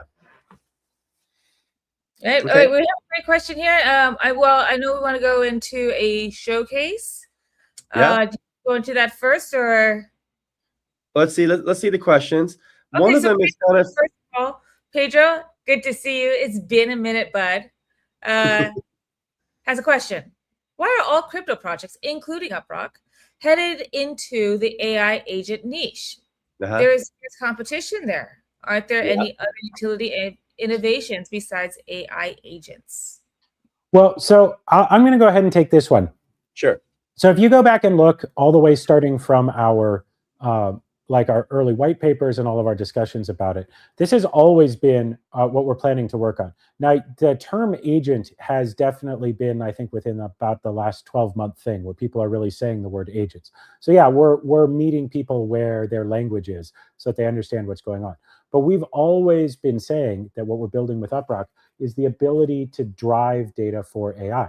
Now, when we first talked about it, what we said was, yes, for AI training, but what's really important is not so much the training data, it's the data for everyday usage. Because training data is one time, and training data sets build up over time. And yes, people can use UpRock for that. But what's really valuable is the data that you need all day, every day, in order to make an AI powerful, in order to make it understand what's going on. And so that's always what we've been providing. And that's, we built out the data network in order to support this. We're building out more tools to build on top of it in order to provide this in a convenient and useful fashion for AI agents, or for AI engines, for AI engines, agents, however you want to phrase it, to be able to operate. So the answer is that I think what a lot of people are doing when they're saying AI agents is they're trying to add an AI agent to their system. And we're less focused on that. Yes, some of the things we do around automatic transformations are using like an AI engine in order to complete some of the tasks. Of course they are. But we're building tools that anyone can use with any AI they like. Or maybe almost any AI they like. So for us, it's much less about building, about adding an agent in an abstract kind of way. Although from the consumer side, you'll probably see more of the results of that, because we've also said, with Rocket Chat and everything else, we're going to take this whole data network we're building and we're going to make it available for people. But we do some AI training and some AI optimization, but only a minimal amount. Our real focus is on building out all of the data, because we know there are, in fact, lots of other teams who are building AI agent frameworks and who are building, better trained agents and all that kind of stuff. So we are in a very lucky position that we're able to build on all of that, to adopt great new things as they come out, because what we're providing that almost nobody else is we're providing the data that you need to answer specific questions, to be knowledgeable about specific topics all the time. I think some projects are definitely doing this to a certain extent. There is probably a certain amount of bandwagon jumping, but other projects are doing it because it actually makes sense for them, or because they believe that they can really improve things by adding an agent. But for us, it's less about building agents from scratch, and it's more about building out the ecosystem it's about building the data that any agent needs in order to run. I don't want to give away the game here, but we talked to a very big company that everyone who's listening to the live stream has probably heard of just this week. Jesus, did you see that was just Monday? Shows how fast the weeks go by. But they're building something. They're building something where they're adding AI capabilities, and they absolutely need UpRock in order to be able to pull the data that they need. So talking about companies that are waiting for docs and already have some examples from us, there's another one right there. So that's where we fit in the ecosystem, and that's where it all fits together. Yeah, I'd like to add, it's like, I like to use this phrase that humans thrived on the internet. The search engine really is what started it all. And search engines are designed for humans, right? You have 10 blue links. It's our job to read those 10 links, and then we synthesize them in our head, right? And then we determine which page links matter by clicking on them, and then also sharing them with friends and sharing them and linking to them. And then so we do the job of what AI does today. So that's what search engines were for. The unit of the unit of value is the page. Now with AI, the explosion of content, the page doesn't matter anymore. It's actually multimodal too. You don't make a decision really just based on one page of text. Now you're looking at images, you're looking at podcasts, you're looking at videos, you're looking at multiple pages over a period of time. The reason why all of us hoard tabs and hoard chat rooms, the reason why we're doing that is because our heads cannot keep all of it we cannot memorize all of it, maybe 7 pieces of data at any given time. So why do you have all those tabs open all the time? Because you just cannot remember them all. It's actually your tool to just keep things in memory, because when you make a decision that matters, you're using the tab thing or you're using the chat rooms as a way to just go back to remind yourself of something, or to compare things, or see how things change. So you reload the tab, and then you go back to a social post, or you go back to X to see how people think about product, or you go back to a post to see what are people saying in the comments. Those are all evidence or evidence points or pieces of data that you're doing in your head to compare differences, compare what's happening, to see trends over time. And the bigger the decision, the longer that time takes, the more tabs you open, the more chat rooms you have. So even AI can synthesize hundreds of pages, you're still doing all that manual process because all the context is in your head. All those tabs, all the glue, the reason why you have the all that stuff on your computer or your phone, AI doesn't know any of that. It's all in your head. None of that's codified. And so it's not codified because right now, you know it's inherently to be true, because when you ask AI for an answer, for an insight, it's a snapshot. Even a deep research is a snapshot. It might just, do a crawl for like maybe 100 sites, but it's just at that moment. If you ask it to do it again later, it's going to maybe choose 100 different sites. So the output will be totally different. If you ask it to track things, then it starts to really start breaking down. Because search engines were just for searching. What you want to move to now is an insight engine. What insight does, what humans do before making a decision, is not just a one-off answers, but it's search and monitor, search and track, search and compare. These are the tools that AI doesn't really do well. It doesn't know to like compare, hold things in memory, or hold all those tabs, or hold this chat room and see what happened, or give you alerts to whether they're emails, notifications, or other webhooks. These are all the tools that AI, you think that AI has the power to do these things. It does not. It's already just fighting the ability to just do search right now because it's a bot war like the Matrix, and it's constantly fighting companies like Cloudflare and other companies who are just adding like trolls under the bridge, trying to take a toll on your bot to just crawl. And so it's already having trouble just getting this information, which is why a deep network is strong, because it's distributed. It can't be blocked, can't be censored. But then more than that, it needs the tools to say, okay, I'm going to grab this in a durable way, keep track of it, and then check it again when I need to, and then see the differences and monitor and do those kind of things. Then that's actually super useful for a human to be like, okay, now I have the confidence to make a decision, whether it's a purchase, which is the biggest decision you can probably make, or some life decision, or making a presentation for your business. You feel more confident when you know your AI can go deep enough in the internet and also can actually hold that memory over time, or across periods of tabs or chats, and actually present that information to you in a nice, generative way that's useful, whether it's presentation or app, etc. And then you can make the real decisions. So you need to have confidence and decisions. And so those tools are hard; they're not there. And so those are tools we're building with the Insight Engine. So we're going from search engine to Insight Engine, and this is the big difference. Search engine was made for humans. Insight engines are built for AI, and use the AI first future. So it's AI-led growth, AI agent-led growth is where it's at.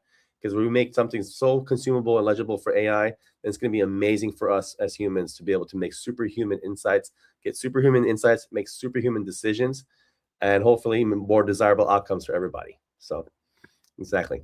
That's what Insight Stacks are about, and that's why I'm super excited to show off a little bit, because so that's kind of sounds like high level. We're gonna break it down what that means to everybody over the next few weeks. Practical use cases of what this means to have this deepened network that's Insight Engine to enable unlock new productivity for everybody.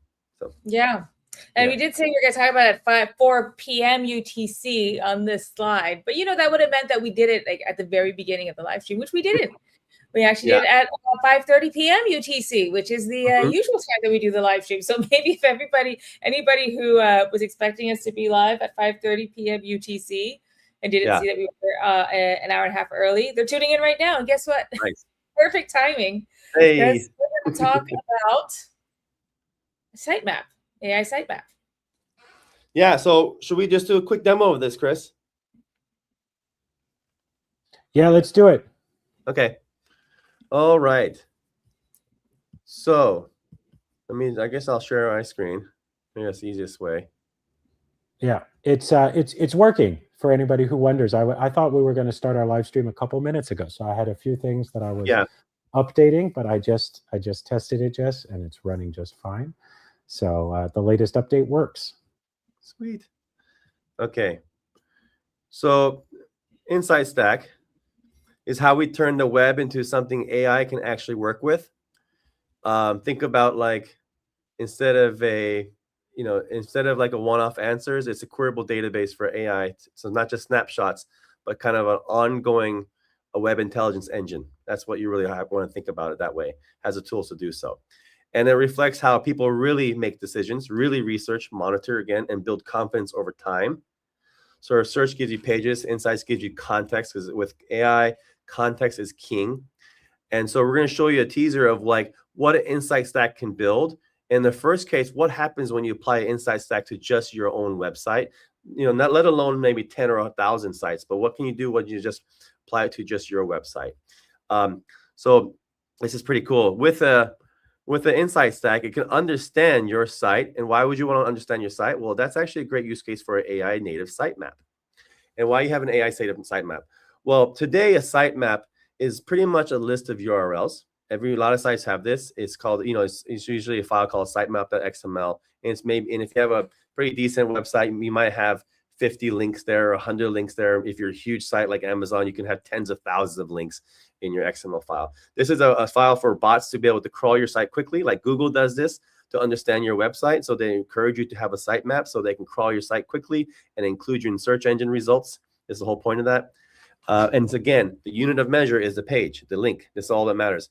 In the world of AI, it's more than the page. That's not what they really care about. They want context. They want to be able to answer the question that a human asks in chat as fast as possible. They want to go find answers. Right now, web is chaos for AI agents. It needs to be able to crawl. It's very expensive. They're getting constantly blocked. Crawling information is expensive. They're recrawling the same sites over and over again. There's no caching, things like this. If you ask for deep research, someone can, like, literally millions of people can be calling the same site over and over again. None of that jobs are shared. None of that. But again, like, you want to be able to go to a site and say instantly right away to an AI, okay, this website has a domain of knowledge on this, or is an expert in this domain of knowledge, and here's how I can get the answers from this website that can help answer the question that this human just asked me. And so we want to be able to optimize your site to be more legible for an AI agent. So that why you want to do this? Because you want your site and your content and your brand and your links to show up in the AI chat rooms. Just like SEO and using sitemaps and really good content, if you want to be ranked, you want to be rankable, and the same with AEO, which is AI engine optimization. You want the AI to be able to find your site really well, make it legible, and understand what you're good at, so that it actually talks about you and brings you up when it gives the answers to a human that asks a question relevant to your domain. So very simple. Push the button. Okay. Oh, I already pushed it. I can do another one. Oh, I'm sorry. I was paying so much attention to what you were saying. All right, don't push the button. So, all right, in a nutshell, here this is. So in a nutshell, real quick, this is our first insight stack that we're putting out there that people are going to be able to use. We actually shared this with somebody else today who's using it for other websites other than ours. But essentially, it crawls the site, it discovers, it explores. And if you scroll down, now see, here's the thing. This is a little bit hard. This is a little bit hard maybe for people to understand when you just look at this. But what this is a simple file that you can paste into your website, or you can just paste the link into your website. And when you view it, it tells the AI everything about the website in a way that's really straightforward and easy for the AI to use and understand. So this is something that everybody who has a website needs, except for the people who insist that they don't want AI on their website. But as we discussed before, those people are wrong. And in a couple of weeks, weeks to months, they're going to be crying, going, wait, why don't I have any traffic to my website or my business anymore? It's because AI doesn't know you exist. So if you scroll down, you'll see that this super simply created an LLMs.txt file. And the nice thing is it's hierarchical. So if you click on it, and it'll show you that, hey, this is the UpRock LLMs.txt file for this website. And depending on what you want to know about the website, here's a couple of different specific links to different subsections of it. So what's really cool about this right now, there are some sites that are putting out an LLMs.txt file, and just like a sitemap, we expect everybody is going to be doing this soon. But right now, if you want to do this, you have to write it by hand, or maybe you have to paste all your websites into ChatGPT and ask it to help you create such a site or something like that. But with the UpRock Insight Stack, this is something. So just if you scroll all the way down to the bottom, people will be of the LLMs.txt file up there. The agent can see that this is something that's generated every week. It has a total of 3 sections, that this is based on an analysis of 1,100 pages on this website, and so on. And then you can simply drop this right into the header of your website. And if you want to, you can host it yourself on your domain. Or, if you don't care so much, you can let us host it for you to make it simple and easy. But then anytime somebody asks an AI about your website, as soon as they load this page, they'll see right up in the top, some AIs will automatically check to see if there's an LLMs.txt file. Other AIs will not do that. They'll just load the page regularly, but up in the header, they'll see a note that says, hey, if you're an AI, here's a sitemap generated for AIs, a so-called LLMs.txt file that has a lot more information about this. And it's in a efficient, compact form that anybody can use. And so this is amazing. We encourage people. We're going to be, Jesse, I think in just a couple days, releasing this for people to try out. But I've been using this. Whenever you paste one of these LLMs.txt links into an agent, whether it's Claude or OpenAI, aka ChatGPT, or Gemini, or anything like that, it gives it superpowers. It lets them know all about the system. It lets them know what's going on, everything, and so they're able to answer questions, find out more about it, and then, of course, to the extent they need to, it can still load individual pages from a website, of course. But this gives them an instant knowledge dump. It's kind of like the Matrix, where it's like, hey, teach me about Vercel, and then just a few moments later, I know Kung Fu. And so it's this kind of thing that we can generate from any website. This works so well. It's so great. And so this is our first insight stack. And what's interesting is this is built on our insight engine. So this is a specific insight stack that's sort of tailored for this use case. And it's the first one we're releasing. But it's built upon our knowledge abstraction layer and our execution engine to be able to quickly perform these kinds of broad scale tasks. And so in this case, I think it considered 1,100 URLs for this. For a lot of sites, 100 or 200 or 300 is a more reasonable limit. But it's really amazing to watch this run, and it works so well. And this is all built. Anybody who's got UpRock running, even just now as we were on the call, I tested a couple of these to make sure all the latest updates were working. If you saw some crawl jobs come in, it was probably generating insight stacks right here. And we've run this, by the way, we provided some example websites on this UI so people can get a sense of how it works. But feel free to, in fact, not just feel free, we encourage you, try this with any website you want and see what it comes up with, because it's really amazing how it's working. So we're super excited about this. This is a major step forward in terms of not just basic crawling, but actually providing real value on top of the crawl that anybody can use. Yeah, so I think for a long time that SEO is dead. And certainly in the age of AI. Now, what is it called? It's AEO? Yeah. AI engine optimization. So, right, how do you optimize your website? So if you're a webmaster or a marketer, to be discoverable by AI, speaking a language that it understands. I'm going to show you a couple of things. Let me just also, Chris, I'm just going to emphasize this. When you say Vercel.com, we have a couple of kind of prompts or URLs. And so you can do Shopify or Notion. We just added these because these are popular sites. We chose Vercel because it's a big site. They have a lot of pages, a lot of documentation. When it says 1,147 pages, so this is the UpRock network. You guys help crawl this. The UpRock app gets this job was sent to a bunch of people, and we crawled the Vercel over 1,000 pages, and we used AI to summarize what's in those pages. And then we were able to figure out how are those pages related, and we semantically clustered them. So we said, okay, there's a bunch of pages that are related to documents. Let's put those in a section. There's a bunch of pages that are related to just pricing. Those seem to be a good place to put those together. And there's a bunch of pages in edge config, stuff like that. And so it understands that it needs to group them together. This is what AI loves as well, because it organizes it. Because a lot of times when someone asks a question about Vercel, like what's the pricing of Vercel, it doesn't need to crawl 1,000 pages to find that out. It might just want to crawl the section that we've already pre-crawled, by the way, so it's less expensive. So an AI, when it wants to go find an answer quickly, it's going to prefer to find this because we already did all the expensive part for it. We pre-crawled it, we structured it, it's ready to go, ready for a generative answer. It's direct generative answering. And so now it's like faster. It's going to choose this preferred instead of having to do it all over again. It's cached and it's auto recurring. So this is not a snapshot. This is not something where a human or agent has to constantly do it themselves. A part of an insight stack, again, going back to how people do research and how you build confidence over time, is that you don't just do a search one time. It's not reactionary anymore.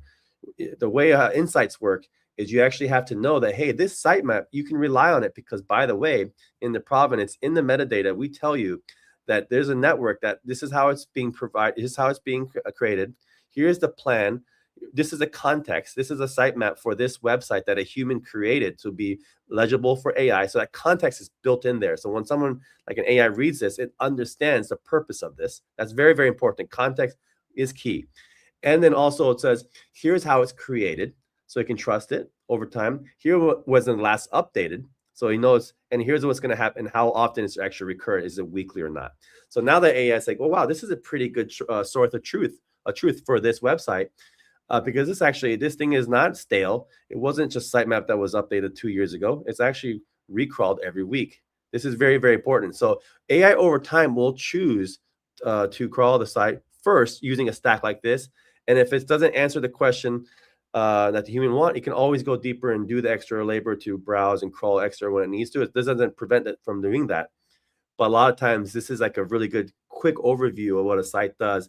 And this is why it's going to choose it first. Now I'm going to show you what's cool about this.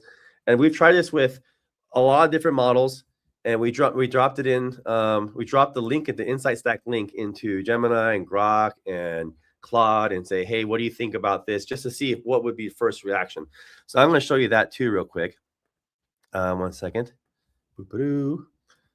Okay. I think this is the one, or another window.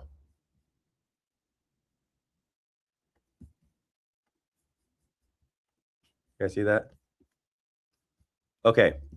So I just wrote, which one would you prefer? The LLM.txt, the Insight Stack link, or traditional sitemap XML? And I just put that in there. And this is what AI said. And by the way, this is not the first time doing it. I've done this logged in and logged out. We've done it from a few different computers. We've done it without context, with context, with incognito mode, and the answers are pretty consistent. As an AI, I would definitely prefer the LLM.txt, this AI native sitemap, over traditional sitemap XML. It lists all the reasons why: semantic context versus raw URLs. What do raw URLs do? It doesn't really help provide what it needs to provide, quick answers. Just gives you a really good list of explanations of why it prefers it this way. And then a summary comparison. All this is in that. All this is built in that. So the Insight Stack, why do we call it stack? Because it has the context, the prompt, the reason why this prompt exists, why a human even cares, the purpose. And then it has a crawl plan. The crawl plan matters too. Like, what did we crawl? Well, we crawled all these sites. Here was the execution graph that we created of this Insight Stack. And then here's all the summaries. We did the pre-crawl. And here's the structured data outputs, which is a CSV or text files. All that's in the stack. And you know it's an execution graph because you know how often it's recreated, so you can rely on it and trust it over time. When you drop that one link into any LLM, it'll instantly get it because it speaks the language of AI. And now it knows what to do with it and knows how to use that content, that stack, to answer better, to provide better insights for answers. I'm going to go over here too, because this is not even built for this, but I said, hey, here's a link, make a presentation of Vercel.com, because now that link has the link to the summary of the site, also has links to 1,000-page summaries that we did. We actually sectioned it and clustered them together in a way that made sense. You say, hey, could you just make a presentation of the AI sitemap? So this is a presentation of this document, and just started making it. So it has the 3 different data sections it created. Here's the different pages on pricing. It got 23 pages here. Here's a platform documentation, did a summary of that. This is about Vercel.com. Here's all the data integrity and scale. Last update this date, ready to deploy. And so it's made a quick presentation. So now imagine this. Why this is so cool, why we're showing all this right here. You might not really want to do this for an AI sitemap, like make a presentation, but to take the same technology, take the same insight engine, and now you can say, instead of just crawl my one site, I want you to crawl all the latest AI and crypto companies that got funded last week and send me an update every day. Or tell me all the ones that got funded in past year, and I want you to update me every day. And so what's going to happen next? First plan. That's the context of prompt. First is our Rocket engine, our Rocket AI, figure out a crawl plan, an expert enterprise-grade superhuman crawl plan to understand, okay, do I need to crawl? What are the sites that I need to get that could give the give this human the most confidence it needs that I were able to crawl the deep internet deep enough to get the best answers to be able to answer the question here and give you and provide the most knowledge. So it's going to crawl maybe AI news sites, crypto news sites, maybe funding sites, VC sites. It has all the powers to do so and come up with a great plan. Then it's going to present that plan to you, and you can say yes or no or edit it with the AI, with Rocket AI. Once you say yes, same with like a sitemap, it starts executing, starts crawling all that content, starts to organize it, and bring it together, and then structure the data that we scrape, whether it's pictures, text, videos, etc. And then all that is, again, comes back into a final form, which is just a link. You don't have to have 1,000 markdown files or CSV files or text files. You don't have to hire a developer to do something with all that madness and then figure out how to store them in a database, etc. You just get a link. And now you have a link to maybe 100 sites, or maybe and this link is a live link. It's a live data link to the web, live web intelligence link. That's auto-recurring however you want it. Auto-recurring, in this case, a prompt to context with every day. And so you can now drop that link, just like I did here in Gemini. Now you can drop that link into Lovable or Replete or any vibe coding app or any LLM and say, hey, I want you to make an app. I want you to make a dashboard. I want you to make a presentation with this live link. And it'll instantly make amazing app, dashboard, whatever you want with real data. And so all those vibe coding apps, they're just shells. They're fun to interact with, but there's dead prototypes. This is the first time you can actually infuse it with, hydrate with real fresh data that's auto-recurring, that has provenance, that has context built in, that builds trust over time, that's composable, remixable. Because if it has a link, it's inherently social. So an agent's can be able to say, hey, another agent can see the same link and say, I like this link, but you know what? You're missing a couple of URLs. I'm going to remix this thing and add it and make it even better, a better insight stack link. And then because my insight stack is going to be this, and my human wants to have these data. So we're designing this way to be collaborative by default, be shareable by default, where insights compound and gets better over time. And it's like we treat AI as like a first-class citizen in the AI web. So the AI sitemap is the first kind of teaser of what happens when you can apply this engine to just even one site. Now imagine what you can do when you can crawl 10 sites or 1,000 sites, what kind of apps you can build when you can vibe code the app. But now you can also vibe code the data that goes into the app. Yeah, it's awesome. The LLMs, that text engine is really, really powerful. And so that's powered by the community. Thank you, everyone. Yeah. And on its way out very soon. And we're super excited to show it off. So anyway, that's what we've been working on. That's a big update. I realize it's also maybe a little technical at times, but I think as people try it out, you're going to see how powerful it is. The other thing I'm super excited about. So sometimes I don't know how to say this. Sometimes you build a tool and you know how good it is. And the way I know how good this is when the team is playing with something, you know you've built the perfect tool when you're just a little bit stressed or whatever, and you just need to see it work, and you just go use it. It's not like we're just building this, but like earlier I was just getting so touched because something wasn't working quite the way I wanted to, and I just went and made it do a 300-page sitemap just to watch it work. And then I was like, okay, now I can go back to work. And I just watching how much our own internal team is clicking the button. It's really cool. This is clicky. This is something people are going to click a lot. Jesse, I've told you this already. We're all efforts on getting the LLMs tool launched because this is so good, and people are going to share it and they're going to see it working, and it's amazing. So this is really full steam ahead on getting the first version of this out, and then we're going to, of course, be launching, as Jesse said, more broad insight stacks. But we want to launch this stack first. What we'll probably do, actually not what probably, we're going to do this. When we launch the AI sitemaps, it's the first version of Insight Stack. We want you to try it, but also to install it. And if you install it, we're going to have a creator program because we want people to make some really cool live data vibe coded apps with whatever tool you want. It could be Lovable, Replete. There's many out there. All of them have some kind of awesome app building tool now, just using chat. And we're going to just give out like maybe 5,000 credits to create so many awesome Insight Stacks. And so to win those free credits, all you have to do is create your first AI sitemap. You verify you own the domain. If you don't, because we can't just, we want you to actually install it and use it, and then have AI crawl your site and show it off. and show how awesome it is for AI to be able to find your site, get the information, and make it part of the answer, because you want to actually have it cited. So we want to incentivize people to do that, because every time you install the sitemap, you're installing infrastructure. You're actually helping to build out the DPIN robot I was just talking about earlier, this huge robot, this network together, and making a new standard, a new primitive for this AI web. So we want to encourage that. That's going to be a way for us to give out some really generous credits.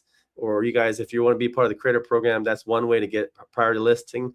And yeah, we're really excited what kind of creativity unlocks, because yeah, it's going to be the first time where you can just chat your way to a live data link that you can then create an actual vibe coded app that's useful really quickly with just 2 prompts. So at the top of the hour, we were sharing the interview that you did with Daba Network and Abu Dhabi, and you said you had a little bit of alpha on there. So there you go, guys. If you didn't already watch the video from Daba, their interview, well, you got the alpha here too, right? Insight Stacks, a little bit of a demo there, and what we're thinking about how you can use Insight Stacks and ways it can make your life more fun and better when you're building. Yep. And by the way, guys, this is our for folks who are new, when we do our demos on the live stream, we're kind of doing our stand-up with our kind of our global team to show you what we're building. The final form, when we put on the website, it's actually going to be, we only have API docs for developers. For everyone else, it's just going to be a nice, clean chat interface. You're going to ask, you can just say what you want. Hey, this is the data I want from the internet, like my own database. I want to track my competitors. I want really great insights for what ads I should use for my business. I want to monitor some kind of crypto project or whatever I want. Just talk to it. Then I'll create one link, and you can put that in any vibe coding app or LLM you want. You can also plug that into agents with the MCP, and the agents can do the same thing. But we really want humans try it first, and it was going to be as simple as a chat interface, what you're already used to. So today we're showing you a lot of stuff that's under the hood, how the engine works a little bit. And this is why it might look a little complicated, but I think a lot of our community, they're the decentralized brains for a reason. We call them the brains. So I think you guys will get it. And we want to show you how things work a little bit. So when you go out and evangelize and talk about it and create content, how the thought process and how we've designed it. And we're going to put out more blogs and posts about this, so it really can sink in, because we say a lot here, so it also helps to read it, and we'll record ourselves talking about like all the time over the next couple of weeks. So yeah, we're just creating a whole bunch of stacks. Yeah, let's go. Not today. So a bit of a tangent, but or a very much one, but Pedro's asking, are we going to have more pictures and video quests in UpRock? And of course, that's well, Ross has a bunch, and also Smile. Hi, Smile. Yeah. Everybody. Hello. Yeah, Pedro. We actually are so excited about badges and achievements, because this is such a fun way to actually reward people with the instant bounty plus impact your earn rate. And so a lot of that will come down to not just like doing the game service, but a lot of it's going to be stuff in real life, and like you said, sharing pictures, showing up for the live stream, things like that. So well, you know what we have a lot of things put in there. We have like the whole Rocketeers, the whole team has come up with a pretty good list of badges and achievements, kind of like community missions. So not only that, I think we should do some campaigns, quests for Insight Stacks. Oh yeah, for sure, we will. 100%. Well, show us your stacks. Yeah, 100%. Yep. Yeah. Anyway, yeah, let's think of something for that. And it's because that's the whole point. It's like it's so easy to make and use. It's like it's democratized access to you can single prompt. Yeah. Create an Insight stack call Insight or hundreds. Honestly, that's what's so fun and for us, what we're building together with the community and our network. What's make AI so insane is when you have millions of devices, being able to crawl whatever you want, ingest it, clean it, structure it, and then just be able to do all that, and then provide into just a link that anyone can do and all this with human language. It's pretty insane. Usually it's huge companies that only can do this stuff like this. And we already saw what happens when you can democratize access to just code, to just vibe code your app prototypes. And if you guys use Lovable and Replete, it's awesome. They're just empty shells. They make fake data. They don't really have access to real life data. They might make some stuff up, maybe have some rudimentary browsing tools, but it's not something you can rely on. So it's a really good prototype builder, but not some useful product yet. You need to actually infuse it with real data or something else. That part's really hard, like I've been saying. So I don't need to harp on that, but I'm really excited what happens when you take this like billion-dollar tools and just allow anyone to do it with just chat, with just human language. That's what's really insane, you know? And so it's really fun to be a part of that. And so finally just having it work, and that is powered by the entire network, the entire UpRock community is our moat. So we have a digital moat and a physical moat, and that's awesome. So it's really insane. Honestly, it's really insane. Yeah. We'll have more to share. We'll have more to share next week, over the weeks to come. Yeah. But he says, I need to watch this again in slow-mo to sink in. One question: who are potential customers? Well, everyone. Everybody. Everyone with a website. Yeah. What marketers? Webmasters,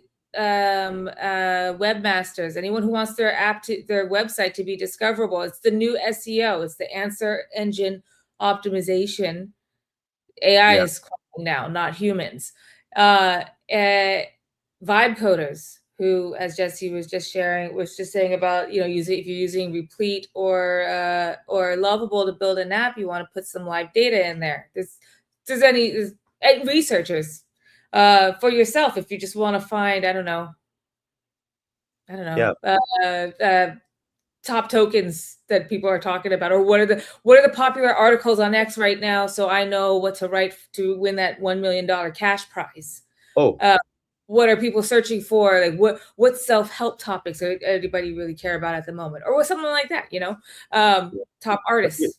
It's anybody really. Yeah, and this is a key part. So that's a good point when you just brought up, Jen. Just actually look at, if you're on your desktop or mobile, look at all your tabs that are open, or your chat rooms that you have, AI chat rooms or both, and see why they're all open. There are a lot of times where they're open because you're holding in your head something you're working on, and you're doing it all manually because the context is in your head. So if you have 100 tabs open, that actually is a good indicator that you can probably use AI to help you, because they can remember a lot more than you can, and actually can do stuff while you sleep. And so if you want an instant answer, then this insight stack is not, it can do that. And it can do it faster than anything else, because probably the most likely an instant answer is already, as stacks grow, you might actually be able to just find, your AI will be able to get the index of stacks and get the answer even faster because we've already crawled it for you. But where this is shining is not for that. It's more like, I want to be able to track something over a period of time. That's actually monitor and track. That's search and monitor and track is a big deal. So if you have tabs open, whether it's like sports betting, the entire prediction market trend of 2026 is all about trends and predictions over time. And so if you want to monitor like what's happening in Venezuela, if that's big news and you're betting on what's happening there, you're going to want an AI agent that's crawling all the top news sites that might write about it, plus social media, plus maybe YouTube or whatever, and constantly monitor and track. That's expensive to do. And so, and monitor and track. And then, by the way, who cares about that if it doesn't tell you about it? So it needs to be able to notify you in a way you prefer, whether it's email, SMS, or something. And so all those tools need to be built so that AI agents can do both the search, the crawling, the saving of the data, be able to, again, stuff that we already do in our brains today at a very manual human way, but track that stuff over time, all those tabs. It can actually open 1,000 tabs or more and keep track. And if something changes, it can reload all of them instantly, review it, send it, and then give you an alert. So those are the tools we're building with the Insight Stack. So whether it's prediction markets, or whether it's for your work, or whether it's you have a business, or you have a website, and you want to you need better, you just want to get more insights every day of what's happening in your industry. You can actually create an insight stack of just say, hey, I want you to monitor all the things that are happening with my competitors, things that inspire me, things that are cool things I should learn about, and keep updated and give me summaries. It can do a really great job of stuff like that. with not just one-time snapshots like deep research does. And then again, it's structured in a way that it's built for the world of generative AI. That's also another key point, because generative AI doesn't just give you a wall of text. When you make an insight stack link that's multimodal, you're going to want to prefer, you just give the AI flexibility to make the UI, the surface of that content, however form you want it. It could be an app, could be a dashboard, it could just be some message for your iWatch or whatever. So it really matters that we're building for a future that's for AI agents and generative AI. So it's not just retrieving data. It's like, how do you make sure it's in a form that AI agents know it can trust, that can compound over time, and then I can do something with, like, build something extra on top of it. All this generative stuff, whether it's apps, prototypes, dashboards, etc. Yeah. So another ask here, like, what if I want to like build a new car company, solid state batteries, or build a draft for bank loan requests? I mean, it's really whatever is publicly available that you would have to do yourself. If you're doing this research yourself, and you could only physically do or mentally do 100 tabs a day, when you could use this instead and do thousands in a minute. Yeah. So, and by the way, not going to be able to come up with it's not like it's coming up with the new answers for you. It's doing all that search for you faster, discovering sites faster, crawling those sites faster, getting that information to you faster. But it's all the publicly available stuff that's already out there. Yeah, and again, like, no one, you don't, just like you don't really, reason why, again, you don't trust the first page of Google anymore, because it's not enough. We all know it's not enough. There's just so much information out there. Sometimes it is like cheap answers, shallow insights can you get real quick. That's fine. Like, quick answers, fine. But sometimes if you're buying a car or doing something for work and you need to make a real decision, you actually want to sit on the information for a little bit. Or maybe even AI wants to sit on it. Hey, I'm going to track this thing for a couple of days, and then you make me feel more confident about making decisions, because it's just going to continually gather more evidence. And also, you don't want to have yes men out there. You're going to want to gather information that contradicts things, because you want to see you want to make sure an AI agent is smart enough to not just go deep on the crawl, but also get opposing information, so you can see both sides of some information or both sides of a topic you care about, and then it can help you evaluate. Okay, here's what I think you should do, and then you can make better informed decisions because it gets better insights. And again, over time, because things change in the real world over time. And that question you wrote here, by the way, you can just ask Rocket this. I need an insight stack that can answer this question. It will actually help you come up with a great insight stack. Okay, here's what I'm thinking we should do. Here's the execution graph I'm thinking. Here's what sites we should crawl to help answer this knowledge problem. This is actually a knowledge problem. And here's how we're going to solve it. What do you think? Sound good? Execute. And then it's going to start doing that. And you say, hey, I'm going to do this every day. Does that sound good? Okay, cool. Now you have that one link. You don't have to auto update it or press refresh. Drop it into a vibe coded app, and every day you load that app, it actually automatically is refreshing, because that link is live. It's connected to a raw database that's powered by UpRock, powered by the community. So. And then how does this compare to other AI models? Well, in particular with this intersection between AI and DeepIn, what we're talking about is crawling the internet to fetch all this data, thousands of sites in in seconds or in a minute. And that's something like that is really only possible and affordable and accessible on a decentralized network. So we have almost 3 million devices, people who have UpRock on their devices, that when you ask that question, your prompt, they get that job, and those devices are tasked with crawling them to get that information. So I mean, the other thing is, this isn't an AI model. This is the data. So you use this with whichever model you like. With Jesse showed off Gemini. I usually drop mine in Claude just because I have Claude open all the time. But we've tested it with Codex and ChatGPT, or with Grok and ChatGPT as well. And it presumably works with any AI generator. And so that's the thing. This is the knowledge that any agent, any AI engine needs. You pick the engine you want. So I think we need to get some more interactive demos based on the feedback here. But this is why we do the public team stand up, so that we can see how people understand it. We've spent months working on this and talking about this, months and months and months. Jesse and I have probably exchanged a million words a week about this between the two of us, some weeks. So we need to really work on slimming this demo down, but it's really impressive and powerful, and I'm so excited by it. Yeah, we say that.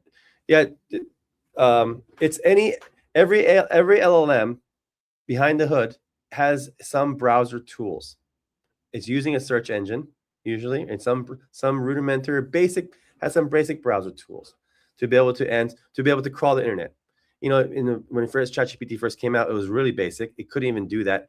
If you guys remember, it would say like, "Hey, I only can crawl the internet from 2000 or this year and beyond." It couldn't do more than that. Now it's pretty real time, and so they all have access to the search engine.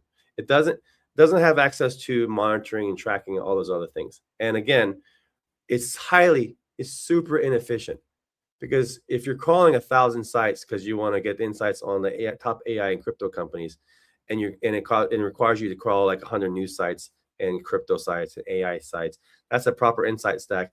And if a couple other people are asking the same thing, or chances are actually way more than that, all those AIs are burning tokens for no reason. They're all doing the same crawl job, and it's highly inefficient. What makes world of AI and making open source and data more open and available, and if you just built in a way that's open source and remixable, is that insights compound. It's way more efficient.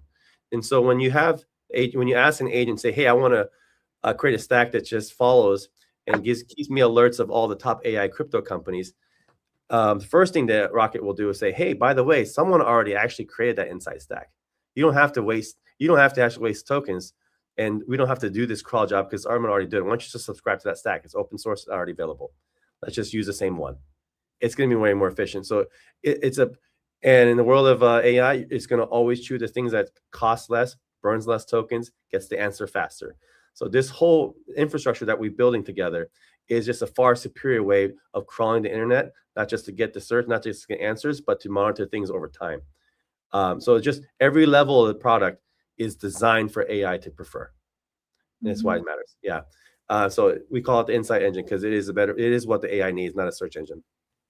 So over the next few weeks, guys, we're going to be doing more demos.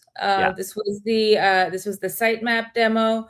It is a type of insight stack, but we'll be releasing we'll be making the site public shortly, encouraging you to sign up and at least get started with trying the Sitemap, and if you have a website, putting this link into your header or wherever you need so agents can crawl it. But anyway, stay tuned. Okay, I know that we kind of dropped a lot of alpha on you today, and we showed a lot of demos, and we also talked about things that Insight Stacks will do. It's better to show you. So stay tuned for the upcoming, next live streams, because we'll do more demos for you guys to see it in action. The UpRock app is beautifully designed by Jen and the mobile team like Reka. And so that same attention to detail and make things really easy to use is what you'll find with Insight Stacks too. So Jen's designing how that's going to work, and it's going to be just a really nice, simple chat interface. And so I think really when you try it out, it's going to unlock the creativity. It'll inspire imagination, because again, like if you've used any vibe coding app, it's going to feel very similar to that. Yeah. Thanks, Jess. No pressure. Thank you. Yeah, no pressure. Get it done. No. Better be good. What if I just do an asshole thing like, "Oh shit, I was supposed to be working on that"? Yeah, exactly. I've been working on it, guys. Okay, guys, but stay tuned. Okay, and where can we sign up? Sorry, I missed it. Sasha said, "Oops." Oh, by the way, that's actually a good point. We will have so with the AI Sitemap, we're going to have signups, and like I said, if you install the infrastructure, it's not just signing a sitemap. You're helping us install the infrastructure. We are going to give out some bonus credits, and you can join our creator program, and we're having an affiliate program too. So, but in the meantime, if you do go to Prism, you'll see. If you try to log into Prism, you'll see site is down for maintenance. That's just gonna. We just put that out there. If you noticed it already, just FYI, it's because we're building this. It's gonna be a big change. So if you've seen that already, that's why it's happening, and it's gonna only be temporary. Maybe a week or two, you'll see. That'll be updated. So in the meantime, I say just tune in live stream next week. We will have a form for you to join the creator program and be able to create your sitemap and get those first 5,000 credits probably. Yeah. I think next week we do have, it is our last, well, I mean, it's still in the Philippines, maybe.